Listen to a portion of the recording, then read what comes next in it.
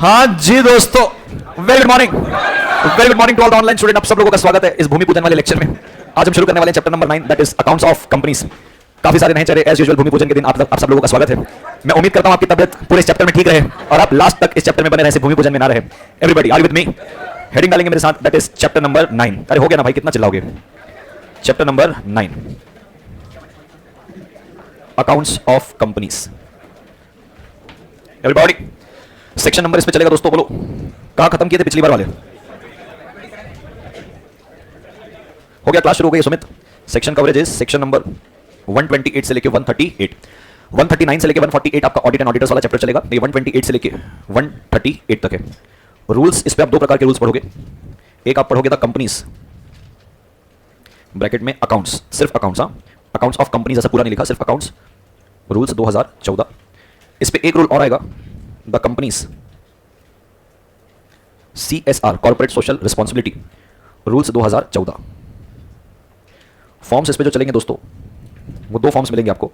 एक मिलेगा AOC, that is accounts of company का AOC, और एक आपको मिलेगा CSR। सेक्शन नंबर 135 में अपन पढ़ेंगे कॉर्पोरेट सोशल रिस्पॉन्सिबिलिटी, तो उस पर जो रूल्स आएंगे उस पर CSR फॉर्म आएगा। बराबर है दोस्त? हो दोस्त, चलिए ये तो चैप्टर का नाम आता पता हो गया। समझते हैं इस चैप्टर में सीखने क्या वाले हैं। एवरीबॉडी साथ हो? अरे हो, कुछ फंडामेंटल्स कंपनी के आपको क्लियर करवाना चाहता हूं। वैसे तो क्लियर होंगे बट स्टिल एक बार, जैसे कि मानिए, क्या करिए, मानिए एक कंपनी है ACT लिमिटेड है। इस पे नाना प्रकार के इन्वेस्टर हैं, नाना प्रकार के। जैसे एक ले लो रंजन को, किसको ले लो? रंजन। विष्णु को भी ले लेते हैं, ठीक है, आस्था को भी ले लेते हैं, ठीक है, कविता भी आई है, क्लास में, कविता को भी, दक्ष है ना, सिमरता भी आई है क्लास में, तबियत ठीक हो गई उसकी, ठीक है, सिमरता नहीं, तेरा नहीं लूंगा, ठीक है, और कुशल भी है। हो गए क्या? 1 2 3 4 5 6 7 प्राइवेट पब्लिक कंपनी से 7 चाहिए थे, ठीक है। हाँ मैं तो हूँ ही, ठीक है। इन लोगों ने कंपनी में क्या इन्वेस्ट किया है? कैपिटल। क्या इन्वेस्ट किया है? कैपिटल इन्वेस्ट किया है। बराबर है। Now the point is, ladies and gentleman, boys and girls, ACT limited का अगर आपको पता हो कि कंपनी के केस पे एक फंडामेंटल है। क्या? एक फंडामेंटल ऑफ कंपनी क्या है? Fundamental of company. फंडामेंटल क्या है कंपनी का? कि कंपनीज सेपरेशन ऑफ मैनेजमेंट। सीधा लिखता हूं क्या? Separation of management. कंपनी में सेपरेशन ऑफ मैनेजमेंट है क्या? कैसे सेपरेशन ऑफ मैनेजमेंट है बताएंगे मुझे? जो इन्वेस्टर्स हैं क्या वो मैनेजमेंट में इन्वॉल्व होते हैं? मैनेजमेंट कौन देखता है? Directors of company. बराबर है क्या? ये कंपनी का क्या चला रहे हैं? मैनेजमेंट। यानी कि ये मैनेजमेंट देख रहे हैं और ये लोग कैपिटल कंट्रीब्यूट कर रहे हैं, बट इनका मैनेजमेंट में कोई लेना देना नहीं है, ठीक है। नो इन्वॉल्वमेंट इन मैनेजमेंट, बस पैसा दे दिए और उसके बाद कंपनी के जो डायरेक्टर है, संचालक हैं, वो कंपनी को चला रहे हैं बेहतरीन। अरे हाँ कि ना? तो आपने जो ये पैसे दिए थे कंपनी को, इसकी अकाउंटेबिलिटी आप चाहोगे कि नहीं चाहोगे? अब जैसे पापा ने आपको पैसे दिए, बोले ले बेटा 60,000 रुपये ले जा रहे हो आप, प्रेस्टीज पॉइंट क्लासेस लगवाओगे। उसके बाद कंपनी के जो डायरेक्टर है, बताएंगे मुझे, जो इन्वेस्टर्स हैं क्या वो मैनेजमेंट में इन्वॉल्व होते हैं? मैनेजमेंट कौन देखता है? Directors of company. बराबर है क्या? ये कंपनी का क्या चला रहे हैं? मैनेजमेंट। यानी कि ये मैनेजमेंट देख रहे हैं और ये लोग कैपिटल कंट्रीब्यूट कर रहे हैं, बट इनका मैनेजमेंट में कोई लेना देना नहीं है, ठीक है। नो इन्वॉल्वमेंट इन मैनेजमेंट, बस पैसा दे दिए और उसके बाद कंपनी के जो डायरेक्टर है, संचालक हैं, वो कंपनी को चला रहे हैं बेहतरीन। अरे हाँ कि ना? तो आपने जो ये पैसे दिए थे कंपनी को, इसकी अकाउंटेबिलिटी आप चाहोगे कि नहीं चाहोगे? अब जैसे पापा ने आपको पैसे दिए, बोले ले बेटा 60,000 रुपये ले जा रहे हो आप, प्रेस्टीज पॉइंट क्लासेस लगवाओगे यहाँ पे, तो बोले ले 60,000 रुपीज़, इसमें भाई तेरे को हॉस्टल देखना पड़ेगा, उसका बुकिंग अमाउंट देना पड़ेगा, फीस देनी पड़ेगी, बहुत सारे खर्चे, 60,000 रुपये लेके चले जा। आप आए यहाँ पे एडमिशन लिए, हॉस्टल देखे, सिक्योरिटी डिपॉजिट दिए, मेस लगवाए, सारी चीजें की। बराबर? तो जब आप फाइनली पापा से घर पे बात करोगे तो पूछेंगे ना कहाँ कितना खर्चा लगा, क्लास पे कितना लगा, कुछ बचा है क्या, कुछ और भेजो क्या, अगर खत्म हो गए हैं तो अकाउंटेबिलिटी तो देनी पड़ेगी। हाँ डेफिनेटली पापा आपकी क्लासेस पे इन्वॉल्व नहीं है कि आप क्लासेस कहाँ लगवा रहे हो, ये आपकी मर्जी है। बराबर है? कुछ के मम्मी पापा घुस जाते हैं क्लासेस लगवाने के लिए कि बेटा यही अच्छा लग रहा है। बराबर है क्या? देख सारे टीचर रैंक फैक्ट्री देख, बराबर है, तो यही अच्छा लगा। कुछ के मम्मी पापा घुसते हैं, बाद में फिर बच्चे को भुगतान देना पड़ता है उसका। बच्चा जब खुद डिसीजन लेता है तो ज्यादा अच्छा रहता है। तो बच्चे ने खुद डिसीजन ले लिया कि हाँ भाई मेरे को लॉ की क्लास फलानी जगह, टैक्स की क्लास फलानी जगह, ये फलानी जगह, ऐसे करके उसने डिसीजन लिया। तो अपने हिसाब से उसने क्लासेस में पैसे दिए। वो अपने फादर साहब को क्या दे रहा है? अकाउंटेबिलिटी। क्यों? क्योंकि फादर साहब जो है आपके इस क्लास सिलेक्शन वाले मैनेजमेंट में इन्वॉल्व नहीं थे। ये आपको पैसे मिल गए थे फादर से और आपने अपने हिसाब से क्लासेस लगा ली, अपने हिसाब से हॉस्टल लगा लिया, अपने हिसाब से दोस्त बना लिया। बराबर है ना? तो भाई अब फादर को तो जानना है ना भाई कहाँ रह रहा है, किससे पढ़ रहा है, कौन सी क्लास में पढ़ रहा है, कैसा है, कितने बच्चे हैं, क्या सुविधाएं तुमको देंगे, उन्होंने क्या बोला है, तो थोड़ी सी अकाउंटेबिलिटी तो मांगेंगे। तो अब भाई साहब आपने ले लिया सारे डिसीजन, अब आपको देनी है क्या? अकाउंटेबिलिटी। आप मैनेजमेंट में है नहीं। अरे हाँ कि ना? तो इसी प्रकार से क्या तुमको नहीं लगता कि मेंबर्स ऑफ द कंपनी, मैं इनको क्या बोलूं? मेंबर्स। मैं उनको बोलूं क्या? इन्वेस्टर्स। अरे हाँ कि ना? मैं इनको बोलूं क्या? Share holders. who are not involved in day to day management, wants to know, क्या जानना चाहते हैं बताएंगे?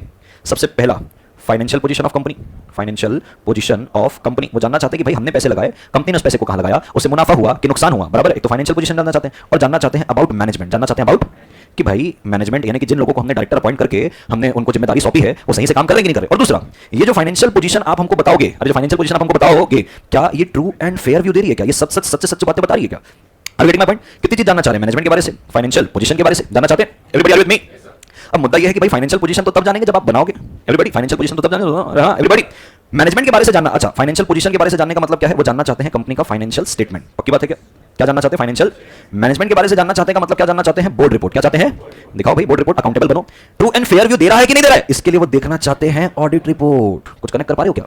Section 102 sub section number 2 clause number B का sub clause number A, consideration of financial statement, board report and audit report. बराबर है? कौन consider करता है?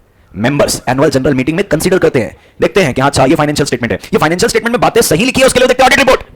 और बोर्ड रिपोर्ट में डायरेक्टर्स अपनी अकाउंटेबिलिटी देते हैं कि हम कंपनी को चलाने के लिए क्या उखाड़े हैं साल भर में। Are you getting my point? तो जो section number 102 sub section number 2 clause number B, अरे section number 102 sub section number 2 clause number A का sub clause number 2 sub clause number 1, consideration of financial statement, board report and audit report, वो जो आपको दिख रहा है ना कि एनुअल जनरल मीटिंग में लोग देखते हैं। बराबर? तो एनुअल जनरल मीटिंग में तब देखेंगे ना जब आप बनाओगे से जानना। अच्छा, फाइनेंशियल पोजीशन के बारे से जानने का मतलब क्या है? वो जानना चाहते हैं कंपनी का फाइनेंशियल स्टेटमेंट। पक्की बात है क्या? क्या जानना चाहते हैं? फाइनेंशियल। मैनेजमेंट के बारे से जानना चाहते हैं का मतलब क्या जानना चाहते हैं? Board report. क्या चाहते हैं? दिखाओ भाई बोर्ड रिपोर्ट, अकाउंटेबल बनो। ट्रू एंड फेयर व्यू दे रहा है कि नहीं दे रहा है, इसके लिए वो देखना चाहते हैं ऑडिट रिपोर्ट। कुछ कनेक्ट कर पा रहे हो क्या?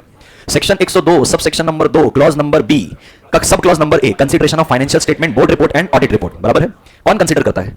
मेंबर्स एनुअल जनरल मीटिंग में कंसीडर करते हैं, देखते हैं कि अच्छा ये फाइनेंशियल स्टेटमेंट है, ये फाइनेंशियल स्टेटमेंट में बातें सही लिखी है, उसके लिए देखते हैं ऑडिट रिपोर्ट। और बोर्ड रिपोर्ट में डायरेक्टर्स अपनी अकाउंटेबिलिटी देते हैं कि हम कंपनी को चलाने के लिए क्या उखाड़े हैं साल भर में। Are you getting my point? तो जो section number 102 sub section number 2 clause number B, अरे section number 102 sub section number 2 clause number A का sub clause number 2 sub clause number 1, consideration of financial statement, board report and audit report, वो जो आपको दिख रहा है ना कि एनुअल जनरल मीटिंग में लोग देखते हैं। बराबर? तो एनुअल जनरल मीटिंग में तब देखेंगे ना जब आप बनाओगे। पहले फाइनेंशियल स्टेटमेंट बनाओगे, उसके बाद उस फाइनेंशियल स्टेटमेंट को ऑडिटर को दोगे, ऑडिटर उसको ऑडिट करके कंपनी को वापस देगा। यही फाइनेंशियल स्टेटमेंट, ऑडिट रिपोर्ट और बोर्ड रिपोर्ट कंपनी अपने एनुअल जनरल मीटिंग में मेंबर के सामने रखेगी। Are you getting my point? यानी कि सर जो मेंबर है डे टू डे अफेयर में इन्वॉल्व नहीं है, उसको ये सारी चीजें अगर जानना है तो एनुअल जनरल मीटिंग में आता है, ऑर्डिनरी बिजनेस में। लेकिन सवाल ये आता है sir financial statement, board report, audit report, ये कंपनी के ऊपर ऑब्लिगेशन लगाना पड़ेगा ना कि बनाओ, तब बनाओगे तो ना दिखाओगे। Are you getting my point? तो ladies and gentleman, boys and girls, I welcome you to section number 128। Section number क्या है? 128। 128 कंपनी के ऊपर लगाता है लीगल ऑब्लिगेशन। क्या लगाता है? Legal obligation. क्या लीगल ऑब्लिगेशन लगा रहा है? कि कंपनी को प्रिपेयर करना है। कंपनी को क्या करना है? प्रिपेयर। क्या क्या प्रिपेयर करेगी? भाई बिल्कुल बंद कर दे दरवाजा, मेरे को एक डिस्टर्बेंस नहीं चाहिए, ठीक है? सबसे पहले क्या प्रिपेयर करेंगे? बोले बुक्स ऑफ अकाउंट्स। क्या प्रिपेयर करेंगे? बुक्स ऑफ अकाउंट्स बनेगी तो फाइनेंशियल स्टेटमेंट बनेगी, ऐसा कह सकता हूं? तो कहता है बुक्स ऑफ अकाउंट्स भी बनाओगे और क्या बनाओगे? Financial statement. साथ हो क्या एवरीबॉडी? ये लीगल ऑब्लिगेशन कौन लगा रहा है? 128। 128 बोलता है हर कंपनी को क्या करना है? हर कंपनी को प्रिपेयर करना है बुक्स ऑफ अकाउंट्स और financial statement every financial year के लिए। एवरी फाइनेंशियल ईयर के लिए। साथ हो everybody, ladies and gentleman, boys and girls, everybody. पक्का पक्का। ये आपने क्या बना दिया? Financial statement. साथ हो बना दिया फाइनेंशियल स्टेटमेंट। अब मैं थोड़ा सा आपको बेरेक में लेके जाना चाहता हूं। ये 128 अभी मैं आपको पढ़ाऊंगा आराम से। और क्या दिखता है भाई साहब? और क्या दिखता है? Consideration of financial statement, board report और ऑडिट रिपोर्ट। साथ हो ना? अब तुमने फाइनेंशियल स्टेटमेंट के लिए तो देख लिया, अरे दिखा, ठीक है। अब सेक्शन नंबर 134 पे जब जाओगे तो देखो लिखता है बोर्ड रिपोर्ट के बारे से। किसके बारे से बोलता है? वो फाइनेंशियल स्टेटमेंट में लिखा है, उसको मन पे मत लेना, टाइम पास करने लिखा है। मैं 134 में सिंपली आपको क्या बताना चाह रहा हूं? Board report. क्या तुम मेरे साथ हो? अब अगर 134 में देखोगे क्या लिखा हुआ है? Board report. अब लिखता है देखो बोर्ड रिपोर्ट के अंदर क्या क्या बातें रहेगी। क्या तुम मेरे साथ हो? यानी कि सर मैं वापस से आता हूं कहां पे? यहां पे। कहां पे? यहां पे मैं आता हूं किस पे? Section number 134। 134 लीगल ऑब्लिगेशन लगाता है। क्या कहता है? Legal obligation. 134 लीगल ऑब्लिगेशन लगाता है कि प्रिपेयर करो। क्या प्रिपेयर करो? Board report. क्या प्रिपेयर करो? Board report. ठीक है सर, बोर्ड रिपोर्ट भी आपने क्या कर ली? प्रिपेयर। सर एक चीज और बच रही है, दैट इज ऑडिट रिपोर्ट। क्या बच रही है? क्योंकि भाई उसको तो ये जानना है ना कंपनी का फाइनेंशियल स्टेटमेंट, उसको तो जानना है कंपनी का बोर्ड रिपोर्ट कि भाई मैनेजमेंट कौन संभाल रहा है और फाइनेंशियल स्टेटमेंट में बातें सही लिखी है, उसके लिए वो जानना चाहता है क्या? Audit report. क्या तुम मेरे साथ हो everybody, ladies and gentleman, boys and girls? So मेरे प्यारे भाई और बहनों, 134 में बोल दिया कि तुमको लीगल ऑब्लिगेशन है, बनाना क्या है? Board report. 128 में बोल दिया तुमको बनाना है books of account and financial statement her financial year के लिए। क्या तुम मेरे साथ हो एवरीबॉडी? मैं बढ़ जाऊं थोड़ा सा जीवन में आगे 100%। चलिए जीवन में थोड़ा सा और आगे बढ़ता हूं और मैं वापस से आपको एक बैरक में लेके आता हूं, आगे लेके। पक्का एवरीबॉडी? बस आपको पढ़ना है थोड़ा सा। क्या? थोड़ा सा। 134 बोलता है फाइनेंशियल स्टेटमेंट क्या कहता है? shall be approved by the board of directors before they are signed on behalf of the board by the chairperson of the company. Everybody, क्या तुम मेरे साथ हो? कहता है देखो फाइनेंशियल स्टेटमेंट जो आपने बनाया है, फाइनेंशियल स्टेटमेंट कैसे बनाओगे? 128 अभी तो पढ़ा कि लीगल ऑब्लिगेशन है, हर कंपनी को बुक्स ऑफ अकाउंट बनाना है, फाइनेंशियल स्टेटमेंट बनाना है। कहता है यही फाइनेंशियल स्टेटमेंट को, एवरीबॉडी क्या तुम मेरे साथ हो? यही फाइनेंशियल स्टेटमेंट को पहले बोर्ड पढ़ेगा, बराबर है? Before it is sign on behalf of the board. Sign chairperson ही करेगा। कौन साइन करेगा? चेयरपर्सन। चेयरपर्सन बोर्ड का ही चेयरपर्सन है बोर्ड मीटिंग का, लेकिन सारे बोर्ड ऑफ डायरेक्टर देख लेंगे कि हां भाई ये सब नंबर बराबर है ना, कुछ गलत तो नहीं लिखा है। अब एक बार ये क्या करेंगे? अप्रूव करेंगे। कौन अप्रूव करेगा? बोर्ड। बोर्ड मीटिंग में बोर्ड रेजोल्यूशन पास करके कि हां भाई फाइनेंशियल स्टेटमेंट में सारी बातें क्या है, साफ सुथरी लिखी है। अब फाइनली इसको साइन किया जाएगा किसके द्वारा? चेयर। आगे लिखा है कि कौन साइन करेगा, उसमें मत जाना, मैं तुमको थोड़ा सा और आगे लेके चलता हूं। लिखता है for submission to the auditor for his report there on. Connect करते हुए जाना, ठीक है? 128 में बोला फाइनेंशियल स्टेटमेंट बना, 134 में बोलता है ऑडिटर रिपोर्ट बना। एवरीबॉडी सॉरी, हाँ बोर्ड रिपोर्ट को यहाँ पे लिखा कि देखो there shall be attached to the statement laid before a company general meeting report by board of director. तो 134 में एक तो अपने को बोलता है, 3 में क्या बनाना पड़ेगा? Board report. 134 पे अपने को बोलता है कि जो फाइनेंशियल स्टेटमेंट तुमने 128 में बनाया है, एक बार उसको बोर्ड के द्वारा अप्रूवल मिल गई, चेयरमैन के द्वारा साइन, अब इसको भेज देना ऑडिटर के पास। अब ऑडिटर तुमसे सब मांगेगा, हर इनवॉइस मांगेगा, हर एक्सपेंस का बिल मांगेगा, हर इनकम का सोर्स मांगेगा, फिर क्या करेगा? ऑडिट। और आपको देगा ऑडिटेड रिपोर्ट, क्योंकि आपने भेजी है, आपको देगा क्या, ऑडिटेड रिपोर्ट। आइए थोड़ा सा कनेक्ट करते हैं वापस से। चलिए देखिए सर क्या समझ में आया सर, 128 पे कंपनी के ऊपर लीगल ऑब्लिगेशन लगाया कि बुक्स ऑफ अकाउंट और फाइनेंशियल स्टेटमेंट बनाओ हर फाइनेंशियल ईयर के लिए। 134 में ये भी बोला कि आपको बोर्ड रिपोर्ट भी बनानी है। बोर्ड रिपोर्ट क्या करनी है, अटैच। ये बोला आपको 134 के सबसेक्शन नंबर 3 पे। सबसेक्शन 3 में बोलता है कि फाइनेंशियल स्टेटमेंट जो बनाओगे ना उसके साथ बोर्ड रिपोर्ट को क्या करना है, अटैच। तो लीगल ऑब्लिगेशन आ गया बोर्ड रिपोर्ट का साथ। तो मेरे साथ अब सेक्शन नंबर 134 बोलता है, सबसेक्शन नंबर 1, सबसेक्शन नंबर कहता है जो फाइनेंशियल स्टेटमेंट बनाया गया है, अरे बनाया गया है, फाइनेंशियल स्टेटमेंट जो बनाया गया है इसको पहले अप्रूव करेगा कौन, बोर्ड। कौन अप्रूव करेगा, बोर्ड। फिर इसको साइन दिया जाएगा किसके द्वारा, चेयरपर्सन के द्वारा, और इसको भेजा जाएगा किसके पास, ऑडिटर के पास। ऑडिटर क्या करेगा, ऑडिट करेगा किसका, फाइनेंशियल स्टेटमेंट का। ऑडिट क्या करेगा, ऑडिटर क्या करेगा, ऑडिट करेगा फाइनेंशियल स्टेटमेंट को। ऑडिट किया फाइनेंशियल स्टेटमेंट को, अरे किया, और ऑडिट करके किसको दे देगा, कंपनी को। किसको देगा बोलो ना, कंपनी को देगा। Are you with me? चलिए थोड़ा सा और देखते हैं। यहां पे लिखता है देखो सबसेक्शन नंबर 2 पे, the auditors report shall be attached to every financial statement. चलिए थोड़ा सा और आगे बढ़ते हैं। क्या यहां तक की चीज आप कनेक्ट कर पाए हो क्या, यहां तक की? सर 134 बोलता है कि जो फाइनेंशियल स्टेटमेंट बनाए हो बोर्ड उसको अप्रूव करेगा, चेयरपर्सन बोर्ड के भी हाथ में क्या करेगा, साइन देगा किसको, ऑडिटर को। ऑडिटर उस फाइनेंशियल स्टेटमेंट को क्या करेगा, ऑडिट, और ऑडिट करके किसको देगा, कंपनी को। क्या तुम मेरे साथ हो, पक्का? अच्छा यहां पे जब 134 में लीगल ऑब्लिगेशन पड़ा, 134 सबसेक्शन नंबर 3 में कि आपको बोर्ड रिपोर्ट बनानी है, बनानी है। ये बोर्ड रिपोर्ट को किसके साथ अटैच करने बोला है, बोले अटैच करना किसके साथ, फाइनेंशियल स्टेटमेंट के साथ। यहां तक की चीजें क्लियर हो रही है। अब भाई साहब 130 128 हुआ, 134 हुआ, 134 1 में हम साइन करके ऑडिटर को दे दिए, ऑडिटर ने हमको ऑडिट करके कंपनी को क्या कर दिया, दे दिया। अब 134 2 क्या बोलता है, 134 2 क्या बोलता है, अभी अपन ने पढ़ा 134 2 दिख रहा है क्या, auditors report shall be attached to every financial statement, यानी कि sir audit report shall be attached, shall be attached to every financial statement. Agree कर लो, पक्का? सर कौन से सेक्शन में, 128 में बनाने बोला, 128 में क्या बोला, बनाने। 134 3 बोलता है वो फाइनेंशियल स्टेटमेंट के साथ बोर्ड रिपोर्ट भी अटैच करने का। 134 1 बोलता है जो फाइनेंशियल स्टेटमेंट बनाया है उसको बोर्ड अप्रूव करेगा, चेयरमैन उसके भी हाथ में साइन करेगा, ऑडिटर को भेजना, वो ऑडिट करेगा, ऑडिट करके देगा कंपनी को। अब कंपनी, तुम ध्यान रखना, हर फाइनेंशियल स्टेटमेंट के साथ ऑडिटर रिपोर्ट अटैच रहनी चाहिए। क्या तुम मेरे साथ हो? तो सर कुल मिला के देखो तो तीनों चीज अपने आप में कनेक्ट हो रही है। फाइनेंशियल स्टेटमेंट के साथ बोर्ड रिपोर्ट अटैच करने बोलता है, और कहता है फाइनेंशियल स्टेटमेंट के साथ ऑडिटर रिपोर्ट भी अटैच होगा, तो तीनों तो साथ हो गए। तीनों तो क्या हो गए, साथ हो गए। यानी कि सर फाइनेंशियल स्टेटमेंट के साथ पुच्छी में आके ऑडिट रिपोर्ट चिपक गई, पुच्छी में आके बोर्ड रिपोर्ट आके चिपक गई, यानी कि फाइनेंशियल स्टेटमेंट में सब कुछ है। Are you getting my point everybody, ladies and gentleman? अब मैं आता हूं आपको लेके सेक्शन नंबर 128 में। कहां लेके आता हूं, 129 क्या बात करता है, फाइनेंशियल स्टेटमेंट। एवरीबॉडी 129 क्या बात करता है, फाइनेंशियल। आपकी जानकारी के लिए जस्ट बताना चाहता हूं कि तो मैंने पढ़ाना कुछ शुरू किया नहीं है। 128 में बोलता है बुक्स ऑफ अकाउंट बना, फाइनेंशियल स्टेटमेंट बना, ऑब्लिगेशन देता है बना। क्या बोलता है, बना। बनाना कैसे है बताता है 129। Are you getting my point? 128 में सिर्फ लीगल ऑब्लिगेशन दे रहा है, बना, हर कंपनी को हर फाइनेंशियल ईयर के लिए बनाना है, मगर कैसे बनाना है, 129 के हिसाब से। Are you getting my point? So 128 is just giving a legal obligation to prepare. How to prepare is given in 129। Are you getting my point? 129 का सबसेक्शन नंबर 1 में बनाना, ऐसे बनाना, इस फॉर्मेट में बनाना, ये अकाउंटिंग स्टैंडर्ड कंप्लाई करने, लिम कराना, dim का बराबर।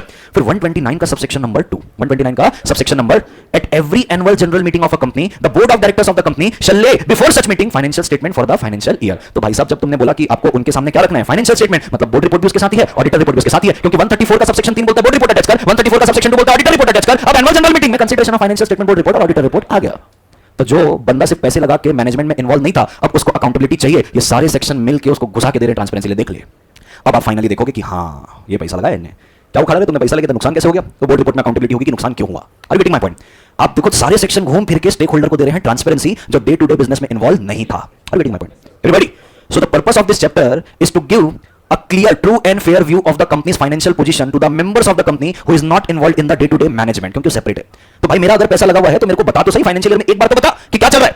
तो बोले हम बता देंगे, लेकिन बताएंगे कैसे, अलग अलग तरीके से। पहले लीगल ऑब्लिगेशन लगा, 128 में बोला बना, 129 में बोला ऐसे बना, 134 में बोला ऑडिटर के पास भेज, बोर्ड रिपोर्ट अटैच कर, और 129 2 पे बोला अब जनरल मीटिंग जब होगी ना वहां पे दे दे ना। तो भाई साहब अगर आपको सेक्शन 102 सबसेक्शन नंबर 2 पे ऑर्डिनरी बिजनेस मिल रहा है कि मेंबर कंसीडर करता है फाइनेंशियल स्टेटमेंट, बोर्ड रिपोर्ट और ऑडिटर रिपोर्ट, तो वो जो board report, auditor report, financial statement आप पढ़ लियो, उसकी बनाने की ऑब्लिगेशन 128 129 134 में सब बना के फिर पेश हो रहा है, तो आप कंसीडर कर रहे हो। Are you getting my point ladies and gentleman, boys and girls? तो अगर मैं यहां पे बोलूं कि भाई अपन ने 120 134 पढ़ा, अब मैं आपको लेके चलता हूं कहां पे, सेक्शन नंबर 129 सबसेक्शन नंबर 2। क्या मैं कह सकता हूं लीगल ऑब्लिगेशन है यहां पे?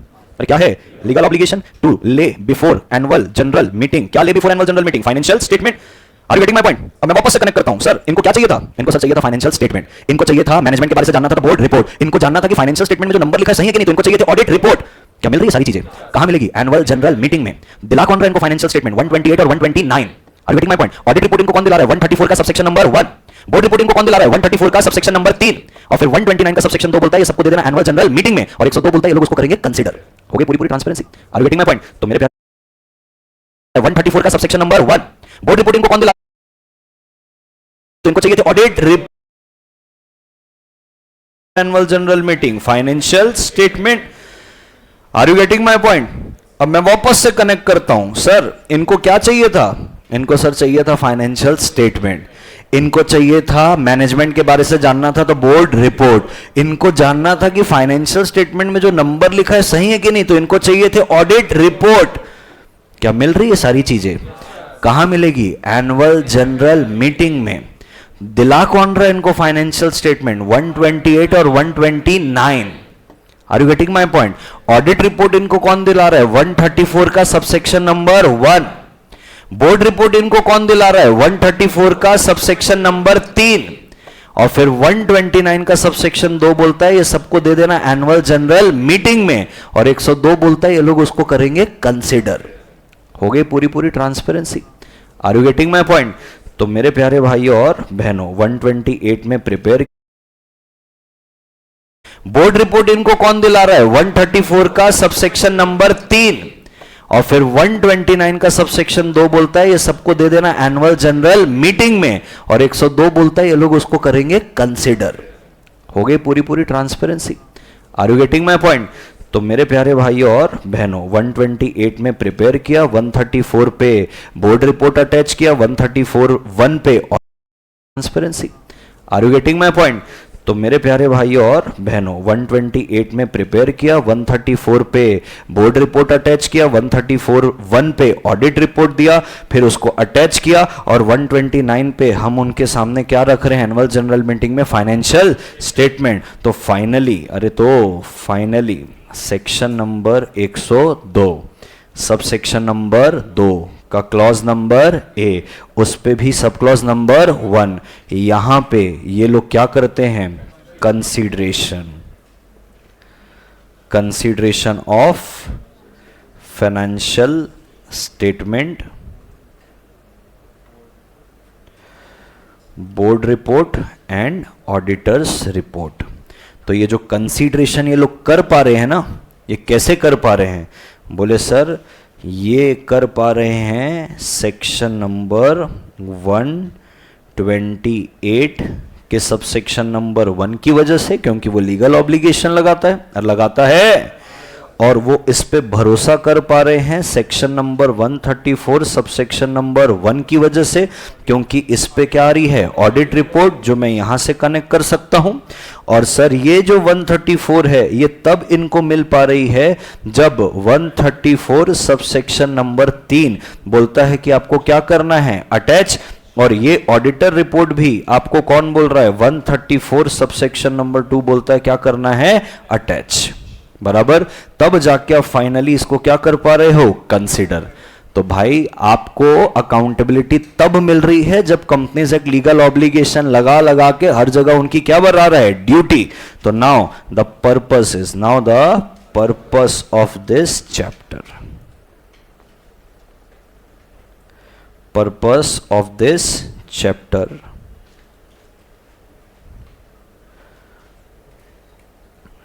to provide transparency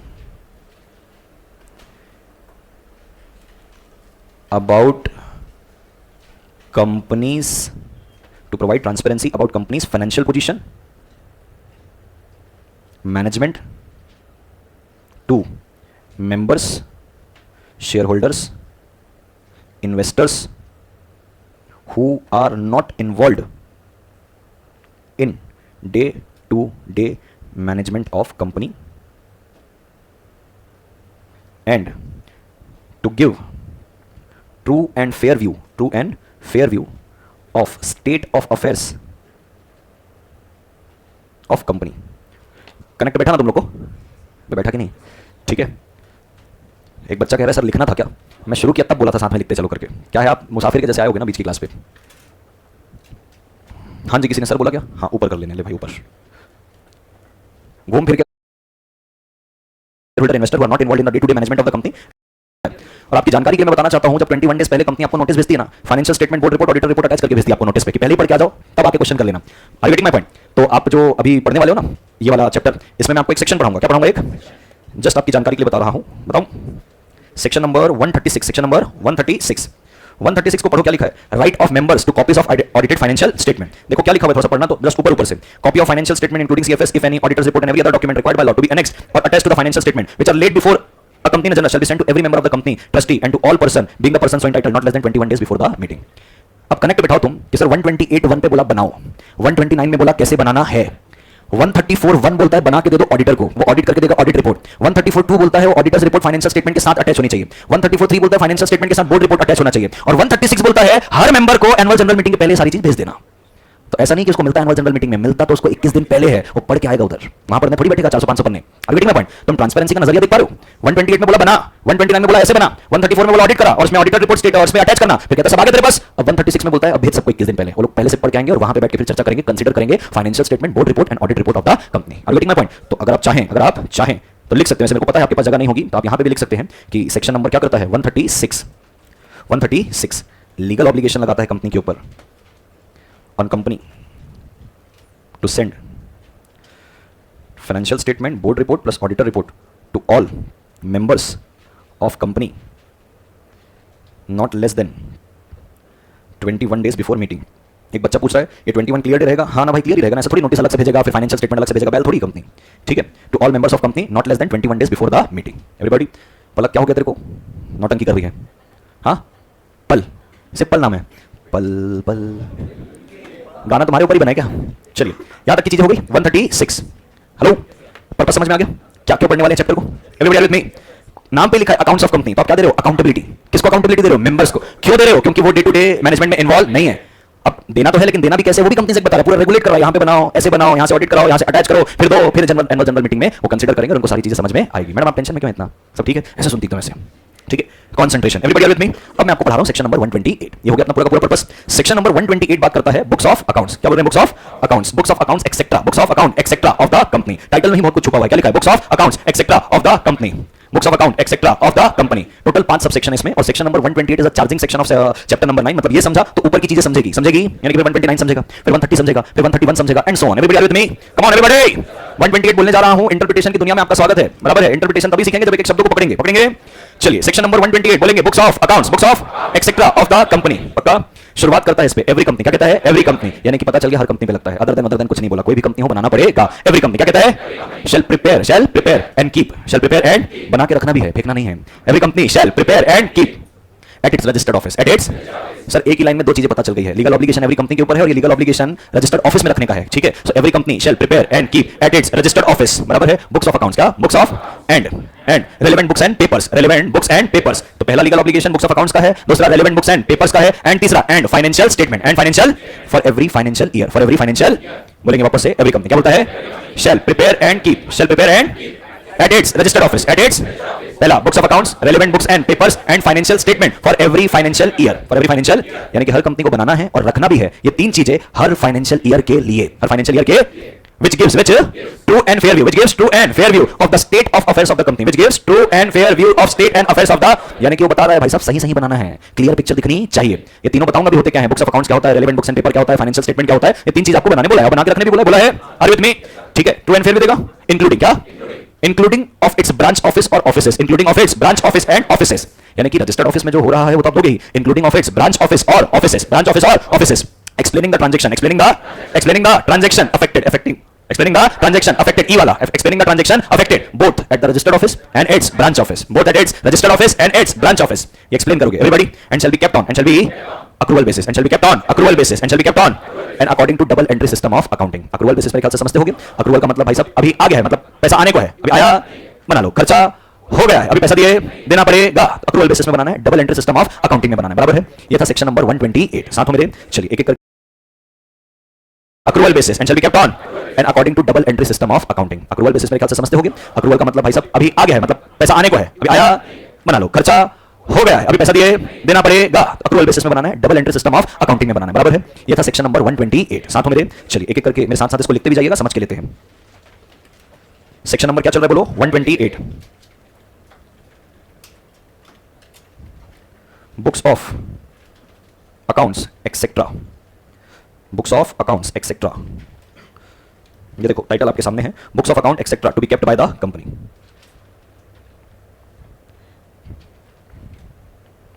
एवरीबॉडी चलिए 128 का सब सेक्शन नंबर क्या पढ़ रहे हैं, 1। सेक्शन 128 का पढ़ रहे हैं सब सेक्शन नंबर 1, साथ हो। अबे हो क्या, पक्का सबसे पहले अगर मैं बात करूं इसकी एप्लीकेबिलिटी की, किसकी बात करूं? बोलो किसके ऊपर है? एवरी कंपनी के ऊपर, यानी कि फिर चाहे वो ओपीसी हो, प्राइवेट हो, स्टार्टअप हो, गवर्नमेंट हो, बराबर एप्लीकेबिलिटी। लीगल ऑब्लिगेशन किस चीज का है सर? लीगल ऑब्लिगेशन है कि आपको क्या करना है? प्रिपेयर करना है एंड कीप करना है। क्या प्रिपेयर करना है और क्या कीप करना है? तीन चीजें। कितनी चीजें? तीन चीजें। पहला, बुक्स ऑफ अकाउंट्स, बताना चाहता हूं ये दिया हुआ है सेक्शन नंबर 2(13) के अंदर। Relevant books and papers, books of account बोला एक तो, और क्या 21 सेकेंड यहां पे लिखा हुआ है other relevant books and papers, books and papers ये दिया हुआ है आपका 2(12) पे। और आपको एक बोला है क्या बनाओ? Financial statement, section number 2 clause number 40 पे। साथ हो एवरीबॉडी? एप्लीकेबिलिटी हर कंपनी में। लीगल ऑब्लिगेशन बोला है बनाओ भी और रखो भी, अरे बनाओ भी और रखो भी। एक एक करके चलते हैं, मैं आगे नहीं बढ़ना चाहता, मैं सिर्फ फिलहाल अभी बुक्स ऑफ अकाउंट्स के बारे से बात करना चाहता हूं। किसके बारे से? Books of accounts. Books of accounts की जो डेफिनेशन है इंक्लूसिव डेफिनेशन है। क्या है? तीनों ही डेफिनेशन इंक्लूसिव है। कहता है बुक्स ऑफ अकाउंट्स का मतलब क्या? बुक्स ऑफ अकाउंट्स इंक्लूड्स, क्या बोलता है? इंक्लूड्स। पहला, all sums of money, all sums of money received and expanded bye the company. मेरे ख्याल से तो पता ही होगा आपको, पढ़े हो क्या अकाउंट्स में सब? बुक्स ऑफ अकाउंट्स के अंदर सेक्शन 2 क्लॉज नंबर 13 बोलता है कि कंपनी के पास जो भी पैसे रिसीव हुए या कंपनी ने जो भी एक्सपेंड किया, आपको इसका रिकॉर्ड मेंटेन करके रखना है। ये बुक्स ऑफ अकाउंट्स है, डेफिनेशन है जो कंपनीज एक्ट के हिसाब से। दूसरा, all sales and purchase made by company of any goods and services, company ने जो भी गुड्स एंड सर्विसेज खरीदी हैं या बेची हैं, इनका पूरा रिकॉर्ड मेंटेन करके रखोगे। तीसरा, all assets and liabilities of company, इसका पूरा रिकॉर्ड मेंटेन करके रखोगे, यानी कि ये सारी चीजें बुक्स ऑफ अकाउंट्स में रहेगी। Last, items of cost under section 148, पढ़ाऊंगा जब 148, उसमें कुछ कॉस्ट के आइटम बताएंगे, इन कॉस्ट का रिकॉर्ड आपको मेंटेन करना है। ये आपकी डेफिनेशन है बुक्स ऑफ अकाउंट्स की, यानी कि हर कंपनी को, अच्छा पढ़ाऊंगा जब 148, उसमें कुछ कॉस्ट के आइटम बताएंगे, इन कॉस्ट का रिकॉर्ड आपको मेंटेन करना है। ये आपकी डेफिनेशन है बुक्स ऑफ अकाउंट्स की, यानी कि हर कंपनी को, अच्छा ये इंक्लूसिव है, कैसा है? इंक्लूसिव। वो कह रहा है बुक्स ऑफ अकाउंट में ये सारी चीजें भी आएगी, यानी कि इसके अलावा और भी छोटे छोटे छोटे छोटे जो खर्चे होंगे, सबका आपको एक रिकॉर्ड मेंटेन करना है। ये तो हम एक मोटा मोटा एग्जांपल के तौर पे बता रहे हैं, सारे एसेट लायबिलिटी, सेल परचेस, क्या आया क्या गया, ये एग्जांपल के तौर पे है। अब कंपनी ने मान लो स्टेशनरी में 10,000 रुपए खर्चे किए हैं, तो भाई साहब सीधा बोलोगे ना सेल और परचेस क्या क्या है, तो गुड्स और सर्विस, तो उन्होंने मोटी मोटी चीजें बता दी, उसके अंदर जो आ रहा है आपको क्या करना है? मेंटेन। तभी तो तुम खर्चा और इनकम दिखाओगे, इसी बेसिस में तो तुम्हारा ऑडिटर यही सारी चीजें देख के तो ऑडिट करेगा। इसका बिल भी तो मेंटेन करोगे हर चीज का, हर चीज का बिल मांगेगा, हर चीज देखेगा, खर्चा दिखाया सब बराबर है कि नहीं है, तब तो रिपोर्ट तैयार करेगा कि सब बराबर है, कंपनी ने सारे इनवॉइस, सारे वाउचर, सब कुछ दिया मेरे को, उसके बाद मैंने चेक करके ऑडिट रिपोर्ट दिया। Everybody are with me? अब आता है बुक्स एंड पेपर। क्या आता है बोलो? Books and paper. Books and paper, इसकी भी डेफिनेशन इंक्लूड्स में है। कैसा है? इंक्लूड्स, यानी कि सारी इंक्लूसिव डेफिनेशन है। कैसी है? इंक्लूसिव। आइए क्या क्या आता है sir books of accounts, books and paper में? तो कहता है बुक्स एंड पेपर के अंदर बुक्स ऑफ अकाउंट्स भी आता है। देखो कितनी बढ़िया बात बोला है, इंक्लूसिव डेफिनेशन है ना, बोले इसमें बुक्स ऑफ अकाउंट भी आएगा बुक्स एंड पेपर के अंदर, तो ज्यादा बड़ा कौन सा हो गया? Books and paper. हालांकि दोनों ही इंक्लूसिव है, तुम देखोगे तो बुक्स ऑफ अकाउंट्स के अंदर बुक्स एंड पेपर भी आएगा। पूछो क्यों? अभी बताता हूं। दूसरा, बुक्स ऑफ अकाउंट्स आएगा, कहता है वाउचर इसके अंदर आएंगे। क्या आएंगे? वाउचर। अब वाउचर मतलब क्या? परचेस। इसके अंदर डीड्स आएगी। क्या आएगी? डीड्स। अब मान लो कंपनी ने दिखाया कि भैया हमने कंपनी की ऑफिस के लिए एक बिल्डिंग ली है रेंट में, 10 लाख रुपए उसका सिक्योरिटी डिपॉजिट दिया है, तो कहां लिखा है 10 लाख दिया करके? डीड में, कि हमने सिक्योरिटी इतना रेंट जाता है, कितना रेंट हमको कैसे पता? डीड में लिखा हुआ है। Are you getting my point? तो सब क्या मेंटेन करना है? बुक्स एंड पेपर है, डीड्स नहीं है। तो books of account, voucher, deed, register of member भी इसके अंदर आ जा रहा है, रजिस्टर ऑफ मेंबर, मिनट्स, उसके बाद चुप नहीं होता, लिख देता एक्सेट्रा। बुक्स एंड पेपर है ना, जनरल वर्ड एकदम, घुसा दो बोले सब उसी के अंदर। Are you getting my point? तो भाई बुक्स एंड पेपर आपने मेंटेन किया। चलिए अब आता है हमारे पास क्या? Financial statement. फाइनेंशियल स्टेटमेंट का भी डेफिनेशन इंक्लूड्स में है, वैसे तो अपन इसको पढ़ चुके हैं, पर अगर आपको याद हो तो चैप्टर नंबर 1 पे मैं वापस से बताता हूं। सबसे पहले इसके अंदर आता है बोलो क्या? Balance sheet, balance sheet of financial year. दूसरा, प्रॉफिट एंड लॉस अकाउंट, और अगर नॉन प्रॉफिट कंपनी है तो इनकम एंड एक्सपेंडिचर। ठीक है, प्रॉफिट एंड लॉस अकाउंट या तो income and expenditure account. Everybody? तीसरा, कैश फ्लो स्टेटमेंट। अभी कैश फ्लो स्टेटमेंट किसको नहीं बनानी है?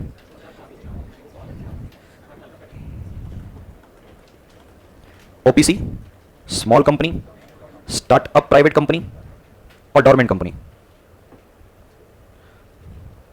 Not required to maintain cash flow statement. Everybody? And fourth point आता है statement of changes in equity, और एक और आएगा बिल्कुल, statement of changes in equity, equity में अगर कोई चेंज आ रहा है उसका एक स्टेटमेंट, और लास्ट इज एक्सप्लेनेटरी नोट, यानी कि कहीं कहीं आप एक्सप्लेन करते हो कि कैलकुलेशन कैसे हुआ, दैट एक्सप्लेनेटरी नोट। डन दोस्तों? मैं वापस से आता हूं, अपन क्या ये लिख लिया आपने? हाँ लिखो ना फिर। आस्था जी आपका मित्र किधर है? सो रहा है, बैठा होगा यहीं पे ऑनलाइन, है कि नहीं? मैडम आप कहाँ थे इतने दिन से? तबियत ठीक नहीं होगी ना? हाँ बराबर है, एकदम नए चैप्टर में ठीक हो जाती है ना अपने आप। अब नया चैप्टर का जोश एक ही दिन रहता है, अगले दिन गायब। एवरीबॉडी, सेक्शन नंबर क्या चल रहा है? 128, सब सेक्शन नंबर 1 कहता है एप्लीकेबिलिटी किसके ऊपर है? Every company. लीगल ऑब्लिगेशन क्या है? हर कंपनी को। प्रिपेयर करो, कीप करो, books of accounts, books and paper, financial statement. Everybody are with me? पक्का पक्का? ठीक है। सवाल आता है प्लेस, बोला ना, shall prepare and keep at its registered office. So अब 128(1) के अंदर एप्लीकेबिलिटी हुआ, लीगल ऑब्लिगेशन हुआ, place of keeping such books किधर बोलो, रजिस्टर्ड ऑफिस पे। और एक बात, ये जितनी भी चीजें आपने लिखी है प्रिपेयर एंड कीप यहीं पे लिख लो फॉर एवरी फाइनेंशियल ईयर, बराबर है ना। लीगल ऑब्लिगेशन है, बनाना भी रखना भी हर फाइनेंशियल ईयर के लिए, रखोगे कहां पे, रजिस्टर्ड ऑफिस पे, बराबर है। हेलो एवरीबॉडी, अब वापस से बोलना, तो लिखता है every company shall prepare and keep at its registered office books of accounts, relevant books and paper and financial statement, बराबर है क्या, फॉर एवरी फाइनेंशियल ईयर, बराबर है। फिर कहता है which gives true and fair view of the state of affairs of the company, यानी कि उस पर आपको डिस्क्लोजर देना है, क्या देना है, डिस्क्लोजर, कि भाई books of account and relevant books and paper, hello, books of account and relevant books and paper and financial statement giving true and fair view of state of affairs of company including of its branch office or offices, explaining transaction affected both at the registered office and branch office, explaining transaction affected both at the registered office and branch office. क्या यही लिखा हुआ है, बिल्कुल ठीक है, कर दिया डिस्क्लोज भाई साहब की, सब कुछ सही सही बता रहे हैं एवरीबॉडी। लास्ट में एक बात बोलता है मैनर, क्या बोलता है, कैसे बनाना है, तो कहता है भाई साहब अक्रूवल बेसिस पे and double accounting system of, sorry double entry system of accounting, double entry system of accounting, ठीक है डन दोस्तों। ये आपने पढ़ा है सबसेक्शन नंबर 1, बराबर है। बोले थोड़ा थोड़ा सा, चलिए थोड़ा थोड़ा सा बोलेंगे। 128 बुक्स ऑफ अकाउंट्स, क्या लिखा है, books of etcetera to be kept by the company. फिर लिखता है एवरी कंपनी, क्या कहता है, shall prepare and keep at its registered office books of accounts, relevant books and paper and financial statement for every financial year giving true and fair view of the state of affairs of the company including that of its branches, branch office और offices, explaining the transaction affected, जो registered office में हुआ है, जो branch में हुआ है, accrual basis में और double entry system of accounting. थोड़ा सा इस पे अगर एनालिसिस करें तो बस यही बताना चाह रहा है भाई साहब, जो भी तुम्हारे फाइनेंशियल स्टेटमेंट में रहेगा उसके लिए सारे सपोर्टिंग डॉक्यूमेंट होने चाहिए, रजिस्टर्ड ऑफिस में आप मेंटेन करना। अगर आपकी ब्रांच है तो ब्रांच में कोई भी सेल परचेज हुआ है वो भी इस पे रहना चाहिए, और यहाँ की ना अक्रूवल बेसिस में रहेगा और double entry system of accounting पे रहने वाला है। जब आप ये बनाओगे, अरे बनाओगे, अब 129 बताएगा कि बनाना कैसे है। ये तो लीगल ऑब्लिगेशन लगा रहा है कि कहां, मतलब बनाना है, हर साल के लिए बनाना है, कहां रखोगे, ब्रांच का भी बना के रखोगे, सब 129 आपको बताएगा कि बनाना कैसे है एवरीबॉडी। अब यही बनी बनाई चीजें आप दोगे ऑडिटर को, ऑडिटर करेगा ऑडिट। अब अगर आपने एक्सपेंस दिखाया कि भाई हमने 10 लाख रुपए का सिक्योरिटी डिपॉजिट दिया क्योंकि हमने ऑफिस के लिए प्रीमाइसेस लिया, तो रेंट एग्रीमेंट दिखाओ जिसमें लिखा 10 लाख रुपए का डिपॉजिट है। एक बैंक स्टेटमेंट में भी दिखना चाहिए कि 10 लाख रुपए यहां से यहां गया, तो अगर उसमें लिखा हुआ है कि यहां का लैंडलॉर्ड कौन है, रामलाल, तो रामलाल के खाते में दिखना चाहिए बैंक स्टेटमेंट में कि रामलाल के खाते में गया है। ये तो ऑडिट होता है। अगर में पॉइंट, हर महीने का रेंट दिखा रहे हो कि हम 1.5 लाख रुपए का रेंट दे रहे हैं, तो भाई ऑडिट में दिखना चाहिए 1.5 लाख रुपए, और हर महीने तुम्हारे बैंक से उसके बैंक में 1.5 लाख रुपए होना चाहिए, यहां से डेबिट वहां पे क्रेडिट, वो रामलाल ही होना चाहिए। अरे are getting my point. Company ने कोई मशीनरी खरीदी है 50 लाख रुपए के लिए कुछ मैन्युफैक्चर करने के लिए, तो भाई मशीन रखी है ना, रखी है, उसका इनवॉइस रहेगा, बिल रहेगा, वो बिल दो साथ में। दो ऑडिट का मन करे, ऑडिटर का अगर मन करे फिजिकल वेरिफिकेशन करेगा फैक्ट्री में आके, किधर मशीन दिखाओ, 50 लाख की कौन सी मशीन हम भी देखना चाहते हैं। कहीं ऐसा तो नहीं बुक्स में दिखा दिया 50 लाख उसको दे दिया और वहां से विड्रॉ करके कैश में ले लिया और मशीन एक्चुअल में है ही नहीं। तो ये सारी चीजों से वो क्या करेगा, ऑडिट। इसीलिए आपको बोल रहा है कि आप सब मेंटेन करोगे, डीड भी, वाउचर भी, रजिस्टर भी, बुक्स ऑफ अकाउंट भी, फाइनेंशियल स्टेटमेंट भी, फिर इसका ऑडिट करेगा वो। Are getting my point. Section number 128 subsection number 1 का पहला प्रोविजन प्रोवाइडेड है क्या, provided that the books of accounts or other relevant books and paper as mentioned may be kept by the company in any other place in India, as the board of director may decide, अलग जगह भी रख सकते हो, कोई दिक्कत वाली बात नहीं है। बोर्ड ऑफ डायरेक्टर जैसे डिसाइड कर रहे हैं वहां पे रख लो, क्या तुम मेरे साथ हो।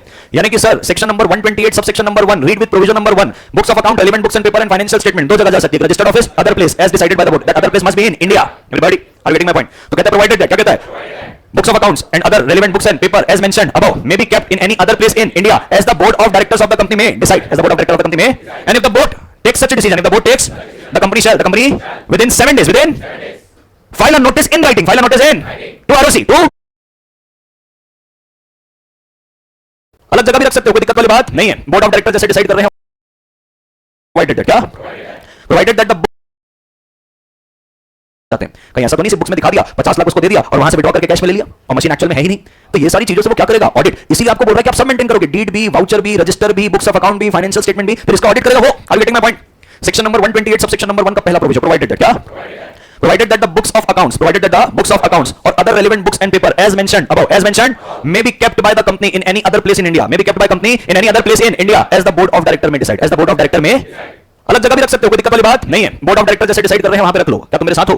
यानी कि sir section number 128 sub section number 1 read with provision number 1 books of account relevant books and paper and financial statement दो जगह जा सकती है, registered office other place as decided by the board, that other place must be in India. Everybody are getting my point? तो कहता है provided that, क्या कहता है? Books of accounts and other relevant books and paper as mentioned above may be kept in any other place in India as the board of directors of the company may decide, as the board of directors of the company may, and if the board takes such a decision, if the board takes, the company within 7 days file a notice in writing, file a notice in to ROC to giving full address of such other place, giving full address of such, ये notice जाता है AOC 5 पे, notice जाता है AOC 5 पे। Are you getting my point? अब कारण क्या है सर इसका? कारण बड़ा सिंपल है। बहुत बड़ी बड़ी कंपनी है भाई जिनका कॉर्पोरेट ऑफिस अलग होता है, अकाउंट्स ऑफिस अलग होता है, फलाना ऑफिस अलग होता है। अब तुम बहुत बड़े पैमाने पे काम करो, किस पे? बड़े पैमाने में। तो रजिस्टर्ड ऑफिस में इतनी जगह नहीं है कि इतने लोग तुम्हारे बैठे, तो अलग से ना एम्प्लॉइज के लिए कॉर्पोरेट ऑफिस बना दिया जाता है। क्या बना दिया जाता है? Corporate office. कॉर्पोरेट ऑफिस के अंदर क्या होता है? सारे कंपनी के क्या बैठते हैं? एम्प्लॉइज। अकाउंट्स डिपार्टमेंट वहां बैठेगा, लीगल डिपार्टमेंट वहां बैठेगा, मार्केटिंग डिपार्टमेंट वहां बैठेगा, आपका सोशल मीडिया डिपार्टमेंट वहां बैठेगा। यानी कि रजिस्टर्ड ऑफिस इतना सक्षम नहीं है। रजिस्टर्ड ऑफिस के अंदर वही कंपनी के बोर्ड ऑफ डायरेक्टर्स आपस में आके बैठते हैं। रजिस्टर्ड ऑफिस को अलग रखना चाहते हैं, प्राइवेसी बोर्ड के लिए अलग से कॉर्पोरेट ऑफिस बनाया हुआ है, वहां रखना चाहते हो। बोर्ड मीटिंग में बोर्ड रेजोल्यूशन पास करो, कॉर्पोरेट ऑफिस में रख लो, कोई दिक्कत वाली बात। Second provision provided further that, पहले प्रोवाइडेड आता है, फिर फर्दर आता है, फिर आल्सो आता है, फिर आल्सो चलते रहता है। Provided further that, provided books of accounts other relevant books and paper and financial statement may be kept in electronic form, may be kept in accordance with rule number 3 of the companies accounts 2014। Are getting my point? अब जो electronic mode वाली बात है वो कैसे maintain होगा, क्या होगा, वो मैं आपको बताऊंगा। इंटरप्रिटेशन सीखा आपने, तो अब अगर मैं आपको कंक्लूजन दूं, क्या दूं? कंक्लूजन। किस चीज का conclusion? Conclusion of place of keeping books of account. बराबर है, दो आ गए ना, लिखेंगे। कंक्लूजन क्या है? Conclusion of place of keeping such books, क्योंकि सब सेक्शन नंबर 1 तो बोला था रजिस्टर्ड ऑफिस में मेंटेन करो, आगे प्रोविजन उड़ के कि बोले अदर जगह भी रख सकते हो। तो सेक्शन नंबर क्या मेरे लाल? 128 sub section number 1 read with provision 1 and 2 नहीं बेटा, प्रोविजन 1 2 में तो बस बोल रहा है कि इलेक्ट्रॉनिक मोड में मेंटेन कर सकते हो, साथ हो। चलिए, तो कहां कहां चलेगा? एक तो रजिस्टर्ड ऑफिस में, कहां पे?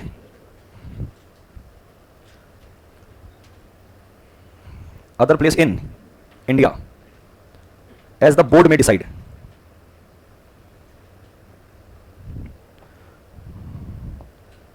अगर बोर्ड ऐसा डिसाइड करता है तो कंपनी क्या करेगी? नोटिस फाइल करेगी। The company shall within 7 days file a notice in writing in form number AOC 5 to ROC giving full address of such other place. Everybody, तो एक तो रजिस्टर्ड ऑफिस में रख लो या तो अदर प्लेस इन इंडिया रख लो, as the board में decide. The company shall within 7 days file a notice in writing in form number AOC 5 to ROC giving full address of such other place, कि भाई हम यहां पे maintain कर रहे हैं, कल को छापा मारना होगा तो डिपार्टमेंट को यहां भेजना, उसी के लिए दे रहे हैं। सीधी सी बात है कि भाई MC को पता होना चाहिए कि कहां है, तो फाइनेंस डिपार्टमेंट पहले ही पूछ लेगा बताओ इनका कहां पे, पता बोले जाओ यहां छापा मारो, कोई दिक्कत नहीं है। एवरीबॉडी, हां जी, मैं सर आ रहा हूं, मैं इसमें आगे आप थोड़ा सफर करेंगे ना, ठीक है। सेक्शन नंबर क्या हुआ? 128, बराबर है क्या? 128 का सब सेक्शन नंबर 1 हुआ। सब सेक्शन नंबर 1 के साथ क्या हुआ? पहला प्रोविजन। दूसरा प्रोविजन बोलता है कि आपको इलेक्ट्रॉनिक मेथड से, इलेक्ट्रॉनिक मैनर में, इलेक्ट्रॉनिक मोड में अगर ये बुक्स मेंटेन करना, रूल नंबर 3 लगेगा। रूल नंबर 3 में पढ़ाएगा, रूल नंबर 3 को जान दो, टाइम पास है। बोले रूल नंबर 3 में ऐसा बोलता है इस तरीके से मेंटेन करना कि डिलीट हो जाए तो रिसाइकल बिन से रिस्टोर हो जाए, लेजिबल कैरेक्टर में होना चाहिए, ऐसे ना देखना पड़े दूरबीन लगा के, बराबर है क्या? अगर आप क्लाउड में मेंटेन कर रहे हो तो आईपी एड्रेस बताना आपके सर्विस प्रोवाइडर का कि कौन है, तब तक डिस्पोज ऑफ मत करना जब तक हम नहीं बोलेंगे। टाइम पास वाली बात करते हैं उसमें, कर लेंगे उसको, ठीक है। क्या हुआ आपका section number 128 sub section number 1, उसका पहला प्रोविजन हो गया, उसका दूसरा प्रोविजन हो गया। मैं चलता हूं section number 128 sub section number 2 पे। Section number 128 sub section number 2, everybody are with me? Come on everybody, are you sure? 128 sub section number 2, 128 sub section number 2। अब एक दुविधा है, क्या है? एक जिस दुविधा का क्लैरिटी, जिस दुविधा का सॉल्यूशन सब सेक्शन नंबर 2 देता है। आपने 128 सब सेक्शन नंबर 1 पे बोल दिया कि भाई साहब आपको books of account, relevant books and paper and financial statement company के रजिस्टर्ड ऑफिस में मेंटेन करना है, including that of its branch office और ऑफिसेस। हेलो, ब्रांच ऑफिस और ऑफिस का भी मेंटेन करना कहां पे? रजिस्टर्ड। फिर प्रोविजन 1 बोलता है कि चलो ठीक है, आपको रजिस्टर्ड ऑफिस में नहीं करना है तो अदर प्लेस में कर लो, जैसे बोर्ड डिसाइड किया। यानी कि कुल मिला के या तो रजिस्टर्ड ऑफिस में या तो other place as decided by board, वहां पे हर चीज का रिकॉर्ड रहेगा, रजिस्टर्ड ऑफिस का भी और ब्रांचेस का भी। Are getting my point? अब भाई साहब कंपनी की क्या ब्रांच एक होती है? अनेक होती है। इंडिया में भी होती है, इंडिया के बाहर भी होती है। Are getting my point? तो भाई साहब आप बोल रहे हो सबका किसी एक जगह में मेंटेन करूं, संभव है क्या? संभव है, लेकिन बहुत तकलीफ वाला विषय है। कोऑर्डिनेशन कितना पड़ेगा हर ब्रांच से। तो भाई साहब अगर तुम ऐसा बोल दिए कि भाई या तो रजिस्टर्ड ऑफिस में या तो अदर प्लेस में जहां बोर्ड डिसाइड कर रहा है वहां पे कंपनी का और कंपनी के सारे ब्रांचेस का एक ही जगह रहेगा, तुम देखो कितनी मुश्किल वाली बात है कि एक बंदा नहीं पूरी टीम बैठानी पड़ेगी जो हर ब्रांच के मैनेजर से कोऑर्डिनेट करते करते सारा रिकॉर्ड, कितना तमाशा। अरे हाँ कि ना? तो सब सेक्शन नंबर 2 का इजाद किया गया। किसका? सब सेक्शन नंबर 2 का। सब सेक्शन 2 बोलता है where a company is having a branch office, where company is having a in India और outside India, where company is having a branch office in India और outside India, it shall be deemed to have complied, it shall be deemed to have complied, यानी कि माना जाएगा कि company ने compliance किया है सब सेक्शन नंबर 1 का। आप भावना समझ पा रहे हो? क्या बोल रहा है? Where company is having a branch office, where company is having a in India or outside India, it shall be deemed to have complied with the provision of subsection number 1 if, क्या बोलता है? दो शर्तें पूरी करनी। कितनी शर्तें? दो। शर्त नंबर 1, शर्त नंबर if क्या बोलता है? proper books of account, proper books of account relating to that branch, relating to that is maintained in that branch, is maintained in that proper books of accounts, proper books of relating to any transaction is maintained in that branch, is maintained in that branch, and proper summarized return, and proper summarized return periodically sent at the registered office of the company or any other place where books are maintained, वही maintain करो, हमको कोई दिक्कत वहां maintain करो, और periodically, क्या बोला, पीरियडिकली, समय समय में समराइज रिटर्न, पूरा नहीं चाहिए, महत्वपूर्ण बातें, समराइज रिटर्न रजिस्टर्ड ऑफिस में दे देना कंपनी को, या तो जहां पे अदर प्लेस में मेंटेन हो रहा है वहां पे दे देना, हमको कोई दिक्कत परेशानी वाली बात नहीं है। अब इसमें चाहे इंडिया की ब्रांच रहे, चाहे इंडिया के बाहर की ब्रांच रहे, मेंटेन वहीं करोगे तुम, books of account, books and paper, financial statement वहीं मेंटेन करो, लेकिन प्रॉपर समराइज रिटर्न पीरियडिकली कहां भेज देना, भारत में। भारत मतलब अगर इंडिया में है तो रजिस्टर्ड ऑफिस, या तो बाहर किया तो यहां। Are getting my point? पक्का पक्का, आर यू श्योर? आओ थोड़ा सा देखेंगे, क्या देखें, ये देखा ब्रांच ऑफिस इंडिया, हां, proper books of account relating to transaction affected branch में, और समराइज रिटर्न आपने पीरियडिकली भेज दिया, भेजा है। अब मैंने पढ़ाया है किसी कारण से, किसी कारण से, आइए पढ़ेंगे क्या, सबसेक्शन नंबर क्या चल रहा है, 2, बोलो ना क्या चल रहा है, गर्मी लगने लगी क्या अचानक से, ऐसे क्या होता है अचानक से? सेक्शन 128 सबसेक्शन नंबर 2 कहता है अगर ब्रांच है, क्या है आपका, ब्रांच, तो ब्रांच के केस में हम डीम्ड कंप्लायंस मानेंगे अगर आपने 2 शर्तों का क्या किया है, पालन। साथ हो, चलिए लिखेंगे, लिखता है, where company is having branch office in India और आउटसाइड इंडिया, इन इंडिया और outside India, it shall be deemed to have complied to transaction affected in that branch is maintained in that branch, and proper summarized returns periodically sent by branch, proper summarized return periodically sent by branch, proper summarized return periodically sent by branch at registered office और other place as board में decide. बढ़िया जी,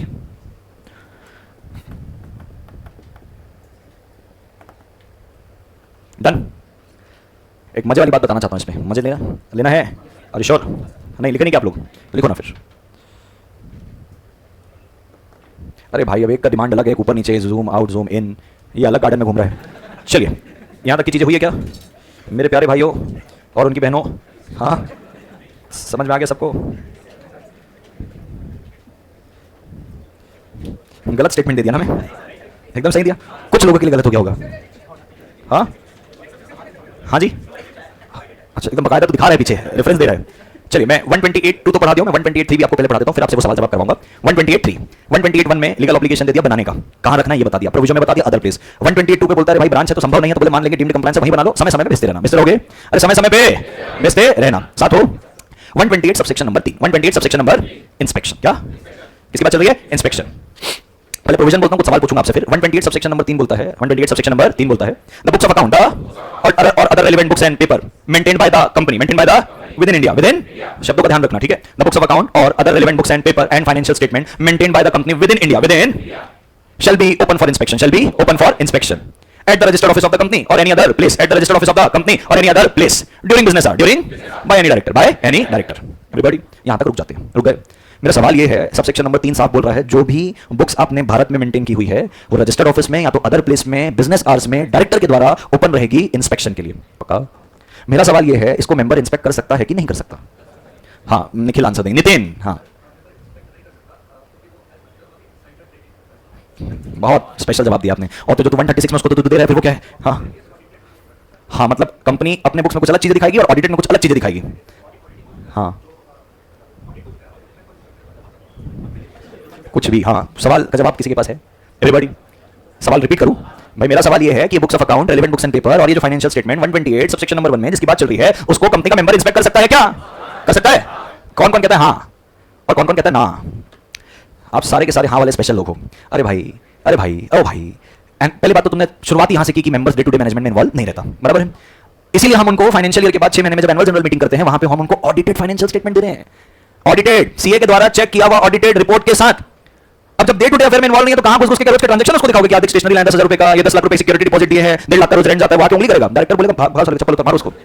अरे भाई जब तुम्हारे को day to day affairs में management में इन्वॉल्वमेंट नहीं है और तुमको हम general meeting, annual general meeting में जब ऑडिटेड दिखा रहे हैं, पूरा फाइनेंशियल स्टेटमेंट, पूरा बोर्ड रिपोर्ट, ऑडिट रिपोर्ट दिखा रहे हैं, वहां दिखना ना, वहां होशियारी बताना, यहां क्यों होशियारी बता रहे हो? और जब मैं तुमको सबसेक्शन नंबर 3 बड़ा क्लियरली बोल दिया कि shall be inspected during business hour by any director, फिर भी तुम बात किए जा रहे हो वहां कर सकते हैं करके, साफ लिखा है ना बाय एनी डायरेक्टर, लॉजिक भी बड़ा क्लियर है भाई। डे टू डे अफेयर्स में ये है तो ये चेक करेगा ना, तुम क्यों चेक करोगे जाके?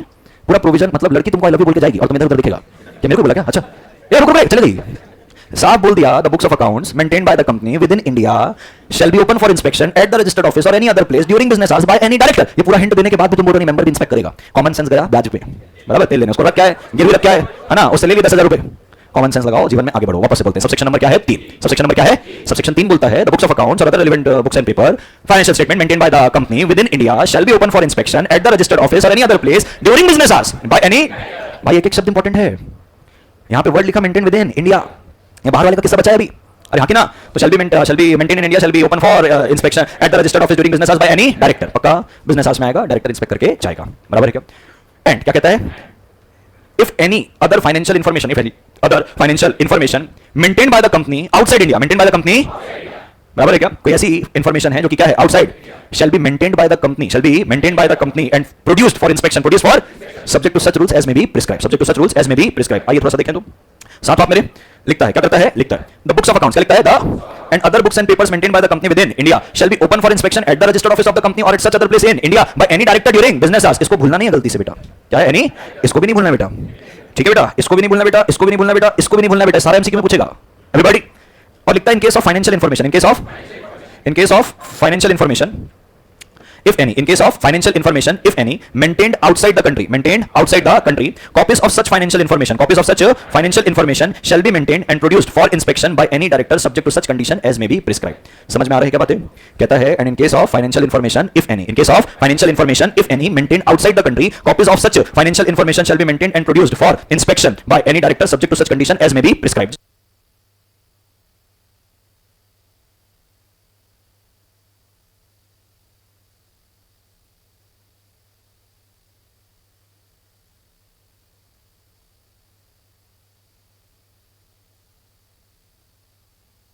चेक, हाँ जी, एक तो हो गया इन इंडिया वाला, और एक तो क्या हो गया? इन इंडिया वाला। एक हो गया फाइनेंशियल इंफॉर्मेशन जो मेंटेन आउटसाइड इंडिया, तो कहता है उसको मेंटेन करना और प्रोड्यूस करना इंस्पेक्शन के लिए by any director subject to such condition as may be prescribe. पक्की बात है? यानी कि सिर्फ दो बातें बोला। कितनी बातें बोला? दो। एक तो बोला जो इंडिया वाला है, क्या जो है? एक इंडिया वाला जो है एवरीबॉडी, वो तो बिजनेस आवर्स रजिस्टर्ड ऑफिस में डायरेक्टर कर लेगा। बाहर जो है उसको आपको मेंटेन करना है और प्रोड्यूस करना है किसको? डायरेक्टर को, इंस्पेक्शन के लिए सब्जेक्ट टू क्या बोला? रूल्स। सब्जेक्ट टू क्या बोला? Are with me? Rule number 4 इसके अंदर आता है और 4 सब रूल है। क्या बोल रहा हूं? रूल नंबर 4 इसके अंदर आता है और 4, एवरीबॉडी आर विद मी? कितने रूल है? 4 सब रूल। क्या है? 4। पक्का? पहला वाला जो सब रूल है उसको जाने देते हैं, उसमें सेम बातें लिखी हुई है कि बाहर जो फाइनेंशियल इंफॉर्मेशन रहेगी ना, रहेगी उसको पीरियडिकली भेजते रहना। कहां पे? इंडिया में। सब रूल 2 पे चलते हैं। कहां पे चलते हैं? सब रूल नंबर 2 एवरीबॉडी। सब रूल नंबर 2 बोलता है भाई बनी बाहर है ना इंफॉर्मेशन, अरे हां, डायरेक्टर कंपनी को राइटिंग में रिक्वेस्ट करेगा, दो बातें बताएगा। Which foreign financial information is required? Which foreign financial information is the period for which foreign financial information is required? क्योंकि कितने समय के लिए चाहिए? सब रूल नंबर किसमें लिखा है? 2। सब रूल नंबर 2। सब रूल नंबर 3। सब रूल नंबर कंपनी को 15 दिन में इसको फर्निश करना है डायरेक्टर को। कंपनी को 15 दिन में फर्निश करना है किसको? डायरेक्टर को। फर्निश करना है किसको? डायरेक्टर को। एवरीबॉडी, सब rule number 4। Sub rule number 4 कहता है वो foreign financial can be inspected only by the director, can be inspected only by the and not by his representative, attorney और agent. Are you getting my point? उसका attorney, उसका representative, उसका agent उसको inspect नहीं कर सकता। पक्का? Section number 128 subsection number 3 proviso में चलते हैं। ये सबसेक्शन 3 के रूल्स में गए थे, चलते हैं कहां पे? प्रोविजो। कहता है प्रोवाइडेड, क्या कहता है? The books of account of any subsidiary, books of account of any shall be inspected by any person authorised by the board, shall be inspected by any person authorised by the board. Word क्या लिखा है? Shall be done only by the person authorised in this behalf by resolution of board. यहां पे director word use किया। Are you getting my point? पक्का? एक बार repeat करते हैं, कुछ सवाल पूछूंगा, बराबर है? Section number 128, section number 120 subsection number 3, अरे 3 ना भाई, सेक्शन नंबर 128 सबसेक्शन नंबर 3 कहता है the books of accounts maintain by the company, the books of account maintain by the company within India shall be open for inspection at the registered office और any other place during business hour by any director and if any information is maintained by the company outside India, such financial information shall be maintained by the company and produced for inspection by any director subject to the rules, subject to the 3 rule पढ़े। Director writing में company को क्या करेगा? Request for which foreign financial information required and the period for which the information is required। सब rule number 3 बोलता है 15 दिन में डायरेक्टर को दे देना, और सब रूल नंबर 4 बोलता है डायरेक्टर इंस्पेक्ट करेगा, इंस्पेक्ट करने वाला। Are you with me? provided that the books of account of any subsidiary, books of account of any shall be inspected only by the person authorized by the board। यानी कि sir India वाली है director करेगा, India के बाहर वाली है director करेगा, सब्सिडी है any person authorised by the board. साथ हो एक बढ़िया एमसीक्यू पूछा इस पे इंस्टीट्यूट ने। क्या पूछा? इंस्टीट्यूट ने। हाँ भाई तो रुकना थोड़ा सा, तू मन पे ले लिया, मेरे को पता है कहीं तो तू उलझा होगा, थोड़ा सा रुक बस। साथ हो अबे हो क्या? ये देखो एक और आया। हाँ भाई बोलना। हाँ क्या बोल रहे हो? हाँ सर ठीक है, और कुछ तो नहीं बोला ना? मेरे को ना वो एमसीक्यू देखना है, बिल्कुल देखूंगा मैं, याद नहीं आ रहा है कि उस पर क्या रहेगा।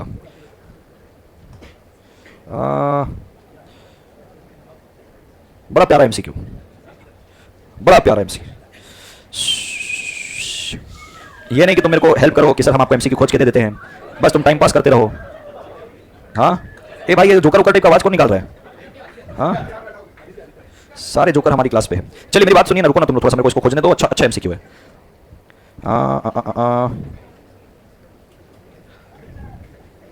ये कौन है छपरी? हाँ चलिए, तुम लोग को थोड़ा सा टाइम मिला नहीं कि तुमने अपना रूप दिखाना शुरू कर दिया। रूप दिखाते हो ना तुम लोग अपना? सारे एमटीपी शेमटीपी खुल रहे हैं, जो खुलना चाहिए वो नहीं खुल रहा है।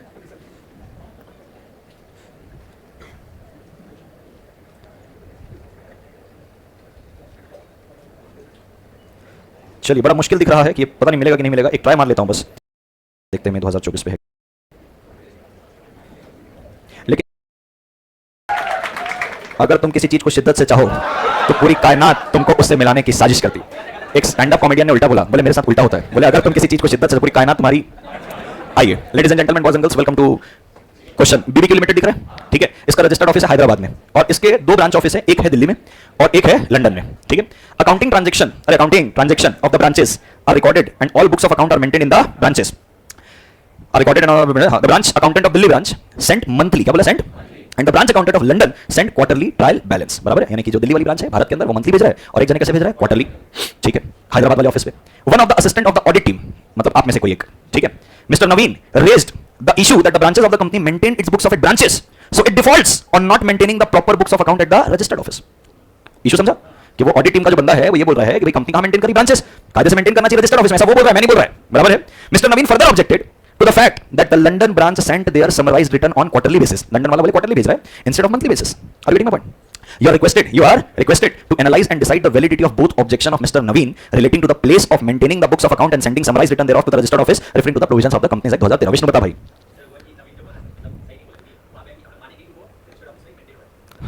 हाँ, मैं एक सेकंड, ये आंसर दे रहा है उस चीज का, ये पहले वाले क्वेश्चन का आंसर दे रहा है। 2 कंसर्न है नवीन के। पहला कंसर्न ये कि तुम ब्रांचेस में कैसे मेंटेन कर रहे हो, तुम रजिस्टर्ड ऑफिस में क्यों नहीं मेंटेन कर रहे हो। दूसरा कंसर्न कहता है भाई साहब तो दिल्ली वाली ब्रांच है वो मंथली भेज रही है, और वहां वाली जो है वो क्या भेज रही है? क्वार्टरली, जबकि उसको भी भेजना चाहिए कैसे? मंथली। ये दूसरा कंसर्न। तो पहले वाले कंसर्न का विष्णु आंसर ये दे रहा है कि सर सबसेक्शन नंबर 2 के हिसाब से ब्रांच की चीज ब्रांच में मेंटेन होगी और समराइज रिटर्न हम भेजते रहेंगे, तो माना जाएगा कि सबसेक्शन नंबर 1 का कंप्लायंस हुआ, यानी कि रजिस्टर्ड ऑफिस में अदर प्लेस में मेंटेन करें। दूसरे का क्या?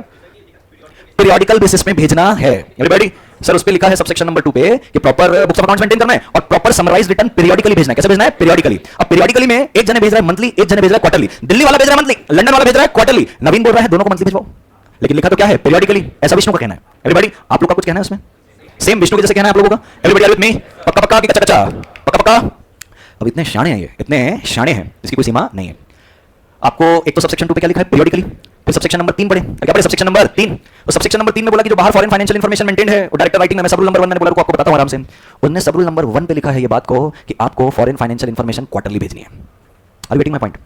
इंडिया की कोई भी ब्रांच रहे वो पीरियोडिकली अपनी मर्जी से पीरियोडिकली लगा ले, मंथली लगा ले, क्वार्टरली लगा ले, हाफ ईयरली लगा ले, ईयरली लगा ले, लेकिन जो फॉरेन फाइनेंशियल इंफॉर्मेशन है उसके लिए बोलता है कैसा भेजना है? क्वार्टरली। ये सवाल पूछा, अपने बच्चे एकदम दौड़ते भागते आए, जैसे एग्जाम के बाहर से पूछो क्यों? पूछो क्यों? क्योंकि हमने उनको दिया था ये मास्टर चार्ट, बराबर? पेज नंबर मिलेगा 9.5 पे। कहां मिलेगा? 9 पॉइंट, एकदम मास्टर चार्ट है। कैसा? एकदम मास्टर चार्ट। तो मास्टर चार्ट को एनालाइज करोगे क्या आप लोग? एक बार पूरा मेरे साथ बोलना, तब तुमको इसको एनालाइज करने में मजा आएगा। अभी मत एनालाइज करो पूरा। 128.2 बोलना, 128.3 बोलना, अब 128.3 का रूल भी बोलना साथ में, फिर प्रोविजन बोलना, फिर मास्टर चार्ट को एनालाइज करना। मैं तुमसे पूछूंगा ये कहां लिखा है, तुम बताना ये यहां लिखा है, तुमको और पकड़ाएगी। एवरीबॉडी साथ हो, बोलते हैं section number 128 subsection number 2, where a company is having a branch office, where company is having a in India or outside India, it shall be to have been complied with the provision of subsection number 1 if proper books of account relating to the transaction affected in the branch office is maintained in the branch office and proper summarized return periodically sent by the branch to the registered office or any other place where the books are kept. Subsection 3. Subsection 3 बोलता है the books of account maintained by the company in India, the books of accounts maintained by the company within India shall be open for inspection at the registered office or at the or any other place during business hours by any director. And if क्या कहता है? Any foreign financial information maintained by the company outside India, if any foreign financial information, तो बोले company shall maintain foreign financial information and produce it for inspection to the director, subject to the rules. अब जहां rules है 4 sub rule है। कितने सब rule है? 4। ये रूल नंबर 4 के अंदर, किसके अंदर? Rule number 4। रूल नंबर 4 का पहला सब रूल कहता है जो फॉरेन फाइनेंशियल स्टेटमेंट है, जो फॉरेन फाइनेंशियल स्टेटमेंट है जो बाहर मेंटेन हुआ है उसका क्वार्टरली समराइज रिटर्न देना है रजिस्टर्ड ऑफिस में या एनी अदर प्लेस जहां पे मेंटेन हो रहा है। दूसरा, डायरेक्टर को जो भी फॉरेन फाइनेंशियल इंफॉर्मेशन चाहिए वो राइटिंग में कंपनी को बोलेगा, बताएगा कौन सी चाहिए, कौन से पीरियड के लिए चाहिए। सब रूल 3 बोलता है 15 दिन में मिल जाएगा। सब रूल 4 बोलता है डायरेक्टर तू ही करेगा, उसको इंस्पेक्टर कोई करने वाला। सबसेक्शन 3 का प्रोविजन, सब्सिडी है तो any person authorised by the board. Master chart, कौन सा चार्ट? लिखता है inspection of books of account, बराबर है? इंस्पेक्शन ऑफ, मैंने लिखा books of account maintain within India, कौन इंस्पेक्ट करेगा? एनी डायरेक्टर, रजिस्टर्ड ऑफिस में, अदर प्लेस में, ड्यूरिंग बिजनेस आवर। ये बातें कहां लिखी है? Section 128 subsection number 3। Inspection by whom, inspection by, अब इंस्पेक्शन बाय होम में मैंने लिखा है by director himself, no attorney, no agent, no representative. Sir 128 subsection number 3 read with rule number 4 sub rule number गौर फरमाइएगा, ये इंस्पेक्शन बाय होम सिर्फ और सिर्फ foreign financial information के लिए ही बोला है। सबसेक्शन नंबर 3 में तो बस क्या बोला, बाय एनी। यहां तो वैसे ही क्लियर हो गई ना चीज, जब बोल दिया बाय एनी डायरेक्टर मतलब एनी डायरेक्टर। अब अगर तुम इसको कॉमन भी ले लो कि चाहे साइड इंडिया वाला हो चाहे इंडिया के बाहर वाला हो, भाई डायरेक्टर ही करेगा। इसी को बोलते हैं master chart. Are getting my point? Subsidiary है तो any person authorised by whom में मैंने लिखा है by director himself, no attorney, no agent, no representative. Sir 128 subsection number 3 read with rule number 4 sub rule number. गौर फरमाइएगा, ये inspection by home सिर्फ और सिर्फ फॉरेन फाइनेंशियल इन्फॉर्मेशन के लिए ही बोला है। सबसेक्शन नंबर 3 में तो बस क्या बोला, बाय एनी। यहां तो वैसे ही क्लियर हो गई ना चीज, जब बोल दिया बाय एनी डायरेक्टर मतलब एनी डायरेक्टर। अब अगर तुम इसको कॉमन भी ले लो कि चाहे साइड इंडिया वाला हो चाहे इंडिया के बाहर वाला हो, भाई डायरेक्टर ही करेगा। इसी को बोलते हैं master chart. Are getting my मतलब एनी डायरेक्टर। अब अगर तुम इसको कॉमन भी ले लो कि चाहे साइड इंडिया वाला हो चाहे इंडिया के बाहर वाला हो, भाई डायरेक्टर ही करेगा। इसी को बोलते हैं master chart. Are getting my point? Subsidiary है तो any person authorised by board. अब यहां पे क्या लिखा है, financial information maintain outside India, summarise return shall be sent to ROA. बराबर है, अलग से देखो उसको लाल करके लिखा था कि क्वार्टरली इंटरवल पे ही आएगा। Open to inspection for director. अरे हेलो, राइटिंग में रिक्वेस्ट करेगा, कौन सी डिटेल चाहिए, पीरियड बताएगा, 15 दिन के अंदर कंपनी को क्या करना पड़ेगा, प्रोड्यूस। अब तुम देख रहे पूछ कहां से रहे, हेलो। बराबर है, बच्चा डाउट भेजता है कई बार कि रूल भी पढ़ना है क्या हमको। हमारा दोस्त जिस क्लास में पढ़ता है वहां तो रूल का कोई जिक्र ही नहीं होता है। अब भाई जो चीज मॉड्यूल में दी है मैं कैसे नहीं पढ़ाऊं, और जैसा दी है वैसे ही पढ़ाना पड़ेगा। अभी तो बेरक भी खोल के दिखाएगा क्योंकि ऐसे पूछ रहा है। कंक्लूजन क्या है इसका? कंक्लूजन ये है कि अगर ब्रांच इंडिया की है, पीरियोडिकली का मतलब तुम अपना निकाल लो, क्योंकि पीरियोडिकली मंथली भी होता है, क्वार्टरली भी होता है, हाफ ईयरली भी होता है, ईयरली भी होता है। बट जहां पे रूल क्लियरली बोल दिया कि फॉरेन फाइनेंशियल इंफॉर्मेशन है वो आपको क्वार्टरली भेजना है, तो आपको ध्यान रखना है। अब जो नवीन का ऑब्जेक्शन था, जो क्या था नवीन का ऑब्जेक्शन, नवीन का ऑब्जेक्शन दोनों ही गलत है। एक तो 128 के हिसाब से क्योंकि डीम्ड कंप्लायंस बोला, और फिर 128 subsection number 3 read with rule number 4 sub rule number 1 बोला क्वार्टरली भेजना है, तो उसको बोला तू मंथली भेज, तो रूल बोला किसमें भेजना है, क्वार्टरली। तो जो दिल्ली वाली ब्रांच है तो बाय डिफॉल्ट पीरियोडिकली मंथली भेज रही है, उसका कोई विषय है ही नहीं। तो तू बाहर वाली लंदन की ब्रांच है जो क्वार्टरली भेज रही है, उसको बोल रहा मंथली भेज, तो रूल खुद ही बोल रहा है क्या भेजना है, quarterly. Are getting my point? Ladies and gentleman, boys and girls, बेरक देखना चाहते हो क्या आप लोग? हालांकि सेम चीजें मास्टर चार्ट में आ गई है आपके, बट जस्ट आपके रेफरेंस के लिए सेक्शन नंबर 128 सबसेक्शन नंबर 3 नीचे लिखा है एज में बी प्रिस्क्राइब। एज में बी प्रिस्क्राइब करूंगा, रूल नंबर क्या खुलेगा 4, रूल नंबर 4 लिखता है condition regarding maintenance and inspection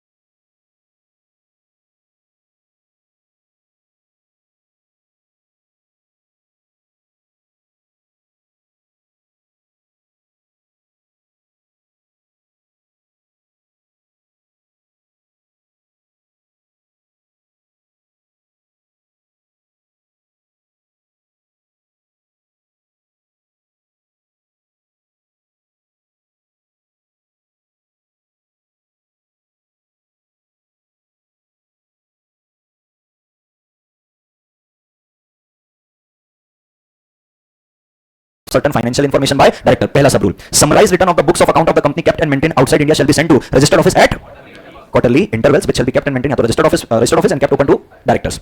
अब इस पे एक बात नोट करने वाली बात है सबसेक्शन नंबर 1 पे, भाई तुम कायदे से बुक्स ऑफ अकाउंट को अदर प्लेस में भी रखने दे रहे हो। सब रूल नंबर 1 पे देखो ना क्या लिखता है, सिर्फ रजिस्टर्ड ऑफिस में रहेगा। हेलो, एमसीक्यू में ये भी पूछेगा। सब rule number section number 128 subsection number 1 का पहला प्रोविजन बोल रहा है या तो रजिस्टर्ड ऑफिस में या तो अदर प्लेस में, जहां बोर्ड डिसाइड कर रहा है, बराबर। सेक्शन 128 सबसेक्शन नंबर 2 भी यही बोल रहा है, ब्रांच का समराइज रिटर्न जो है या तो रजिस्टर्ड ऑफिस में भेजना है या तो अदर प्लेस में भेजना। हेलो, सेक्शन 128 सबसेक्शन 3 भी बोल रहा है विद इन इंडिया मेंटेन है या तो रजिस्टर्ड ऑफिस में या तो अदर प्लेस में, डायरेक्टर इंस्पेक्ट करेगा। फॉरेन फाइनेंशियल इंफॉर्मेशन के देखो ना क्या लिखा है, maintain at the registered office of the company. Other place का जिक्र किया तो आपको ये याद रखना है कि ये जो foreign financial information quarterly interval पे आएगा, इसको डायरेक्टर इंस्पेक्ट करेगा रजिस्टर्ड ऑफिस में। भले अदर प्लेस में तुम्हारा बुक्स मेंटेन हो रहा होगा, foreign financial information registered office में मेंटेन होगा, रजिस्टर्ड ऑफिस में इंस्पेक्शन होगा। Are you getting my point? जब वो इतना क्वार्टर में घुस सकता है तो यहां पे भी घुस सकता है, ये लिखा है तुम्हारे सामने, देख पा रहे हैं? ठीक है। दूसरा कहता है जो भी foreign financial information outside India required by director, the director shall furnish a request to the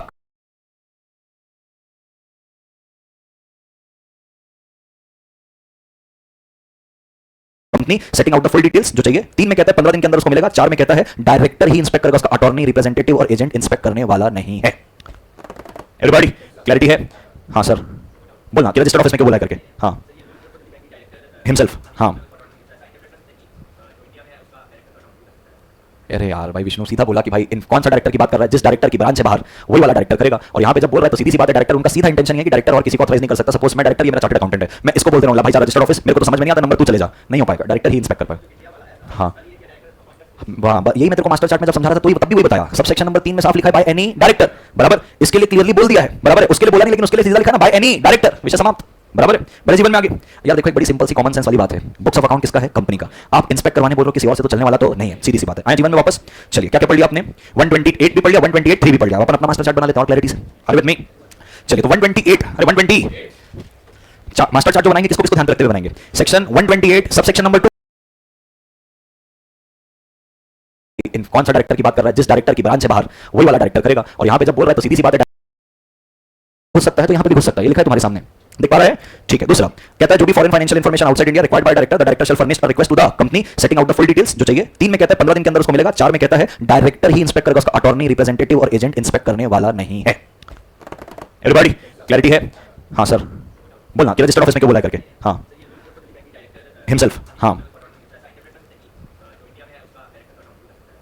अरे यार भाई विष्णु सीधा बोला कि भाई इन कौन सा डायरेक्टर की बात कर रहा है, जिस डायरेक्टर की ब्रांच है बाहर वही वाला डायरेक्टर करेगा। और यहाँ पे जब बोल रहा है तो सीधी सी बात है, डायरेक्टर उनका सीधा इंटेंशन है कि डायरेक्टर और किसी को ऑथराइज नहीं कर सकता। सपोज मैं डायरेक्टर, ये मेरा चार्टर्ड अकाउंटेंट है, मैं इसको बोलते रहूंगा भाई रजिस्टर्ड ऑफिस, मेरे को तो समझ में नहीं आता, नंबर 2 चले जा, नहीं हो पाएगा, डायरेक्टर ही इंस्पेक्ट कर पाएगा। हाँ, यही मैं तेरे को मास्टर चार्ट में जब समझा रहा था तो तब भी वही बताया। सबसेक्शन नंबर 3 में साफ लिखा है बाय एनी डायरेक्टर, बराबर। इसके लिए क्लियरली बोल दिया है, बराबर है, उसके लिए बोला नहीं लेकिन उसके लिए सीधा लिखा ना बाय एनी डायरेक्टर, विषय समाप्त, बराबर है। बड़े जीवन में आगे यार देखो एक बड़ी सिंपल सी कॉमन सेंस वाली बात है, बुक्स ऑफ अकाउंट किसका है? कंपनी का। आप इंस्पेक्ट करवाने बोल रहे हो किसी और से तो चलने वाला तो नहीं है, सीधी सी बात है। आए जीवन में वापस चलिए, क्या क्या पढ़ लिया आपने? 128 भी पढ़ लिया, 128 3 भी पढ़ लिया। अपन अपना मास्टर चार्ट बना लेते हैं और क्लैरिटी से। Are with me? चलिए तो 128, अरे 120 मास्टर चार्ट जो बनाएंगे किसको किसको ध्यान रखते हुए बनाएंगे? सेक्शन 128 सबसेक्शन नंबर 2, क्योंकि वहां पे पीरियडिकली बोला है तो उनकी शानपंती देखो। 128 2 में पीरियडिकली बोला है, लेकिन 128 3 के रूल्स में बाहर के लिए क्वार्टरली बोला है। उनको पता था उसको पीरियडिकली ही याद रहने वाला है, क्योंकि तीसरे में तो इंस्पेक्शन के रूल्स है, इंस्पेक्शन को लेकर क्वार्टर में चले गया। Are you getting my point? तो section 128 subsection number 2 read with section 128 subsection number 3 read with rule number 4 master chart. Are you getting my point? पूरी बात इंस्पेक्शन किस निकल के आ रही है? हेलो, हाँ चलो लिखेंगे। Section 128 subsection number 2 read with section, अरे बोलोगे क्या? Subsection number 3।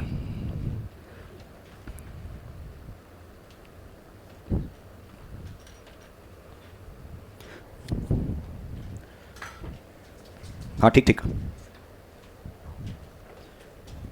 सबसे पहला books of accounts maintained in India, क्या बोला? In India.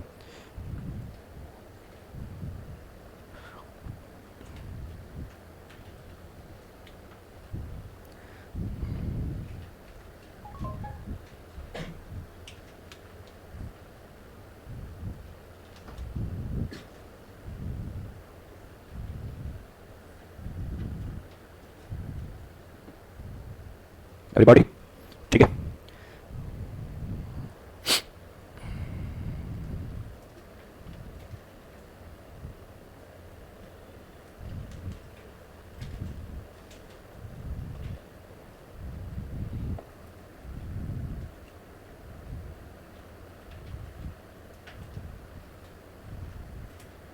तुमको लगता है ना इसमें एमसीक्यू पूछ सकता है? ठीक लगता है। Books of account of any subsidy can be inspected by any person authorised by board.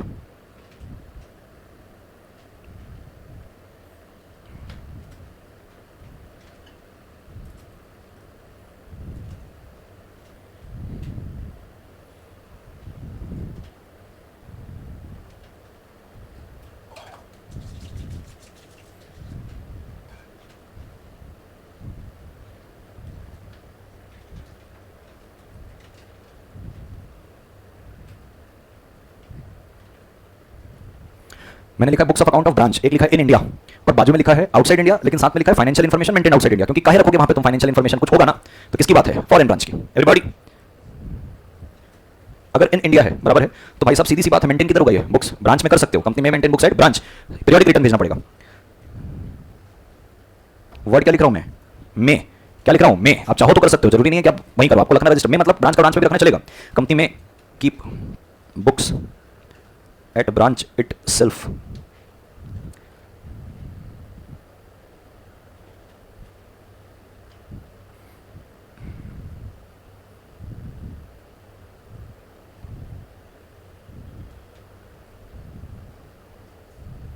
मेरा एक सवाल है आप लोग से, ये जो मैंने इंडिया पे लिखी हुई बातें, ये तो वो बुक्स हो गए जो इंडिया में मेंटेन है, हाँ कि ना, और इसका प्रॉपर समराइज रिटर्न या तो आरओ पे आएगा या तो अदर प्लेस पे आएगा, यानी कि तो 128(3) में कवर हो गया। Books of account maintain in India, director inspect कर लेगा, क्योंकि ब्रांच तो इंडिया में, यानी कि बुक्स भी कहां पे, इंडिया, तो ये तो 128(3) में कवर हो गया। Hello, are you getting my point? अब मैं चल रहा हूं आउटसाइड इंडिया, जो फाइनेंशियल इन्फॉर्मेशन क्या हुई हुई है मेंटेन, इसके लिए हमारे पास क्या है, रूल नंबर 4।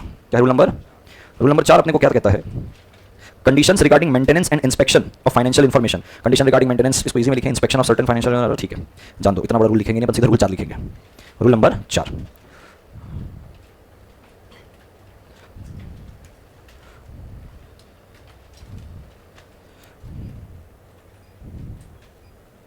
क्या पावर गया क्या?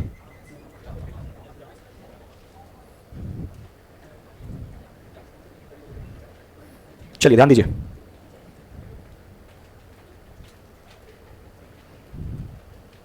Summarise returns of books of account maintained outside India shall be sent in quarterly intervals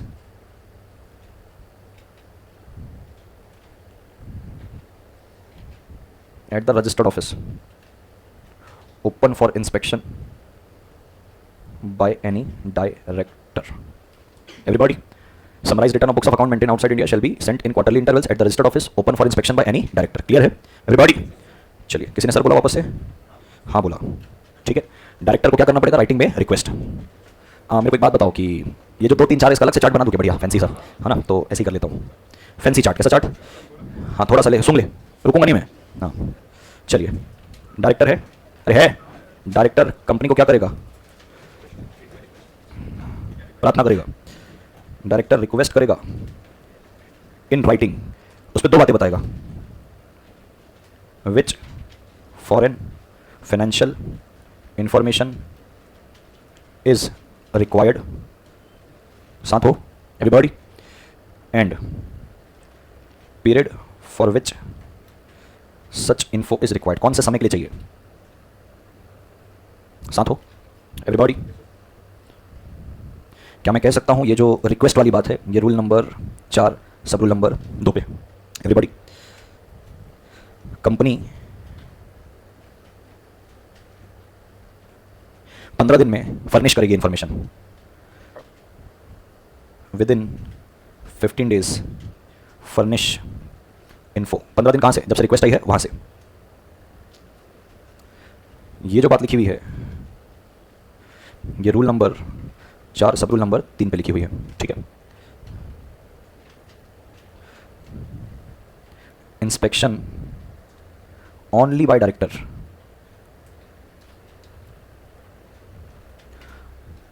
no attorney, no agent, no representative. और मैं इसको कट कर रहा हूं, बराबर है। ये बातें कहां लिखी हुई है, रूल 4 पे, बराबर है। Hello, done. सबसेक्शन 4 इसी में ऐड कर देता हूं, एक लाइन का है, क्या है, एक लाइन का, कि अलग से लिखा हूं। सबसेक्शन 4 पे लिखा है इंस्पेक्शन के लिए कंपनी के सारे ऑफिसर और एम्प्लॉय को फुल असिस्टेंस देना डायरेक्टर को, इतना ही लिखा है, बराबर है। चलिए यहाँ तक की चीजें क्लियर है। तो ये था 128 subsection number 3, read with rule number 4। आइए सबसेक्शन नंबर 4 पढ़ते हैं। क्या पढ़ते हैं सबसेक्शन नंबर 4?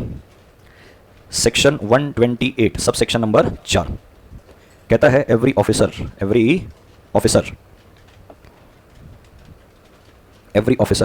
एक बच्ची पूछ रही सर बुक्स ऑफ अकाउंट को सिर्फ डायरेक्टर ही इंस्पेक्ट कर सकते हैं ना, पूछ रही है।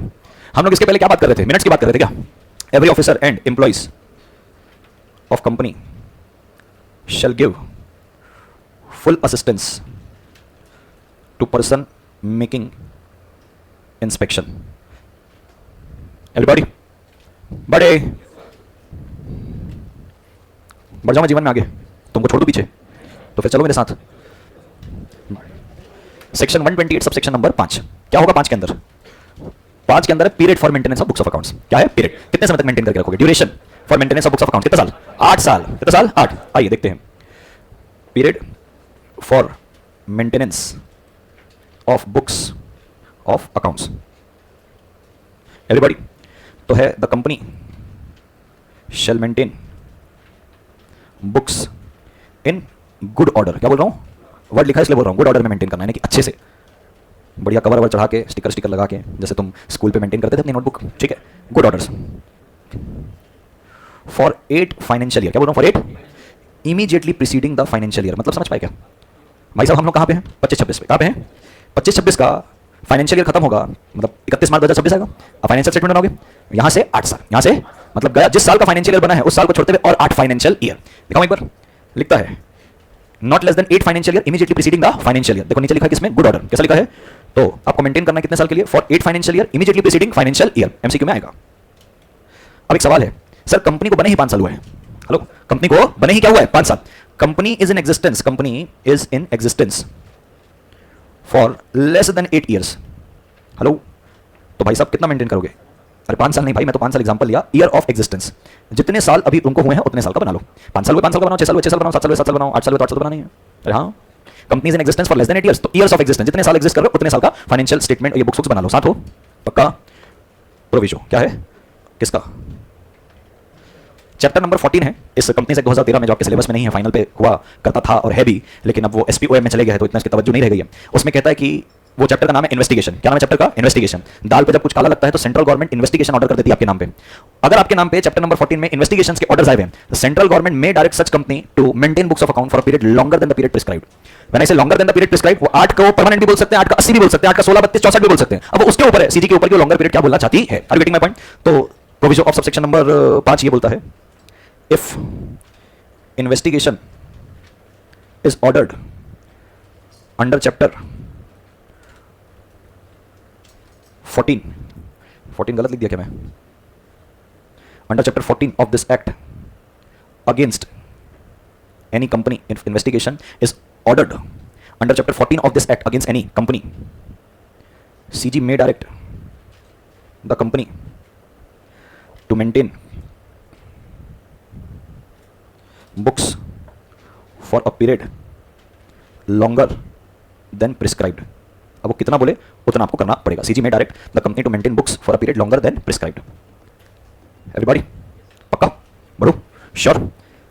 Penalty subsection, that is subsection number 6, section 128 subsection number 6। मैं इसको टाइम लेके इसलिए पढ़ाया हूं, इस पूरे सेक्शन के ऊपर बाकी के सेक्शन बेस्ड है। ये समझ गया, न्यू बन गए मतलब निर्माण अपने आप हो जाएगा। अब यहां पे कहता है एवरीबॉडी आर विद मी, कौन कौन जिम्मेवार हैं इसके लिए? कौन कौन जिम्मेवार हैं? यानी कि बुक्स ऑफ अकाउंट का सबसेक्शन नंबर 1 की रजिस्टर्ड ऑफिस में, की अदर प्लेस में, की जहां बोर्ड डिसाइड कर रहा है। सबसेक्शन नंबर 2 में भी ब्रांच के लिए क्या है, सबसेक्शन नंबर 3 में कौन इंस्पेक्ट कर सकता है। इन सारे नियम कानून का अगर कोई क्या करता है, नॉन कंप्लायंस, तो कहता है तो मैनेजिंग डायरेक्टर। मैनेजिंग डायरेक्टर बोलता है क्या? हाँ बस मैनेजिंग डायरेक्टर ही है। मैनेजिंग डायरेक्टर, वर्ड ध्यान रखना, whole time director in charge of finance, in charge of finance.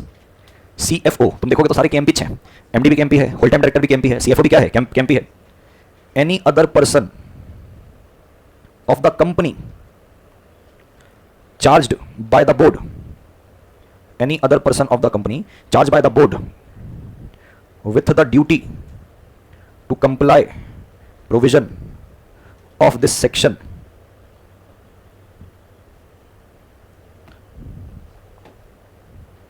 Fine लगेगा इनको। मिनिमम बोलो कितने का? Done everybody. चलिए लास्ट बात लिखेंगे, वो बचा ना सबसेक्शन नंबर 1 का दूसरा proviso, provided further that a company may keep its books of accounts in electronic mode, बराबर है क्या, subject to the rules prescribe under rule number 3, बराबर है, उसको लिख लो आप। तो पूरा का पूरा सेक्शन हमारा क्या हो जाएगा, कंप्लीट। ठीक है, बोलू क्या क्या बोलू,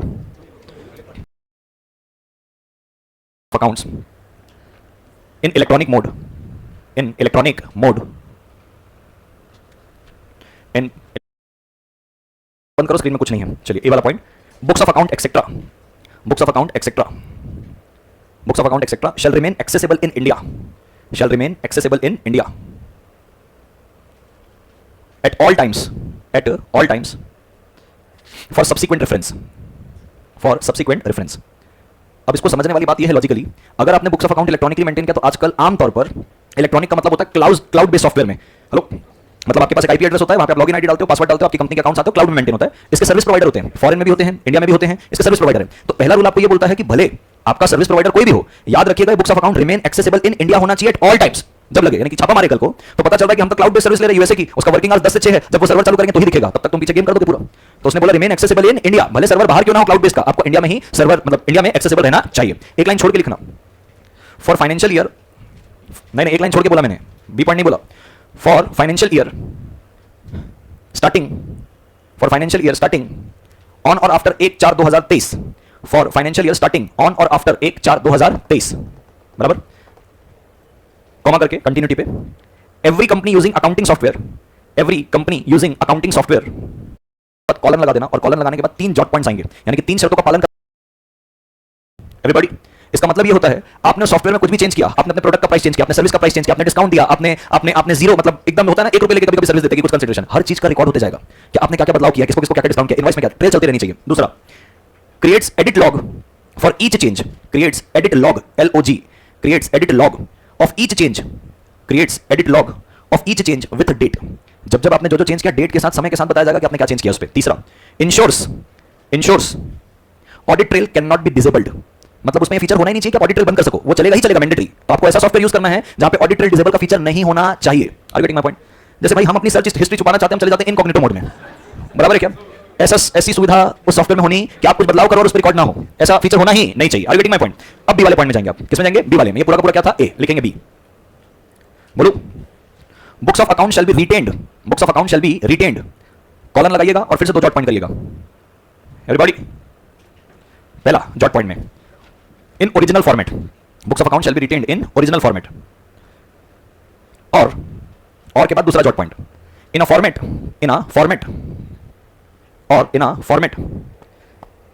that accurately presents in a format that accurately presents the generated, sent, received information। अब ये वाला पॉइंट क्यों है ये भी समझिएगा। कई बार हम टेली का जब सॉफ्टवेयर यूज करते हैं, अकाउंटिंग का पायरेटेड यूज कर लेते हैं, मिल जाएगा दुकान गली नुक्कड़ में सबके पास पायरेटेड।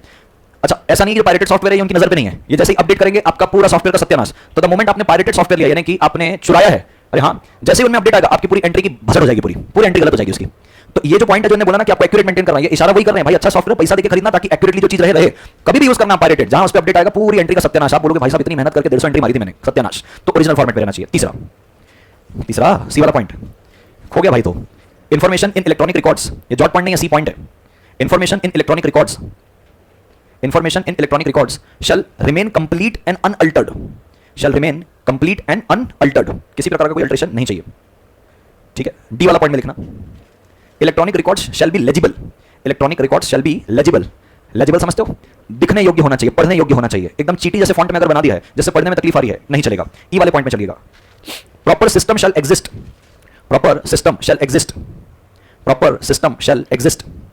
फॉर स्टोरेज, रिट्रीवल की स्पेलिंग है RETRI, रिट्रीवल यानी कि डिलीट हो गया तो रिस्टोर भी होना मांगता, डिस्प्ले और print out shall be kept in servers, backup of electronic records shall be kept in servers provider। Location of service provider, bracket में लिखेंगे wherever applicable, wherever applicable. ये सारी चीजें आरओसी को आप इसलिए बता रहे हो कि कल को कंपनी को खबर लग जाती है छापा मारते वक्त, तो ये बट क्या होता है, बड़े लोग हैं, ये बातें बड़ी हैं, कोई ना कोई हो जाता है। और क्लास के बाहर तीन तीन बाउंसर घूमते थे, तुम बताएंगे बात नहीं बताऊँ कभी ना। क्लास की जो बिल्डिंग होती थी, तीन तीन बाउंसर घूमते थे वहाँ पे क्लास के बाहर, जो डिपार्टमेंट की गाड़ी तो नहीं आ रही है, काहे खड़ी है, क्यों खड़े हो, टाइम पास भगो यहाँ से, ऐसा वो तैयार थे इन चीज़ों के लिए, बराबर। चलिए, बड़ी क्लास थी, हाँ कहाँ थे हम लोग, हाँ क्या कह रहे हैं, नहीं नहीं, हाँ वो अलग लेवल पे चल रही थी चीज़ें उधर, ठीक है। Company name of service provider, IP location, fourth dot point, cloud address, cloud address यानी कि सर तीसरा वाला फिजिकल एड्रेस की बात कर रहा है और चौथा वाला क्लाउड एड्रेस की बात कर रहा है। ब्रैकेट में लिखेंगे if books maintained on cloud, if books maintained on cloud. Meeta Mani पूछा फिर क्या हुआ, क्या होगा बता तो, कुछ नहीं होगा, कोई दुविधा आए जब आप लेकिन एक्सपोनेंशियल लेवल पे ग्रो करोगे ना कि भाई आपकी डीले चल, संभव ही नहीं है, बराबर है क्या। अच्छा, इससे मैं तुमको मोटिवेशन इस बात का नहीं दे रहा हूं कि पैसे के लिए पीछे भागो, भाई आप ये भी ध्यान रखना कि बैलेंस भी बहुत जरूरी लाइफ में। एक महापुरुष कह के गए हैं कि कुछ लोग इतने गरीब होते हैं कि उनके पास सिर्फ पैसा होता है, बहुत डीप है, तो हाँ, कुछ नहीं दिखता उसके अलावा, अपने को सिर्फ मुनाफा दिखता है।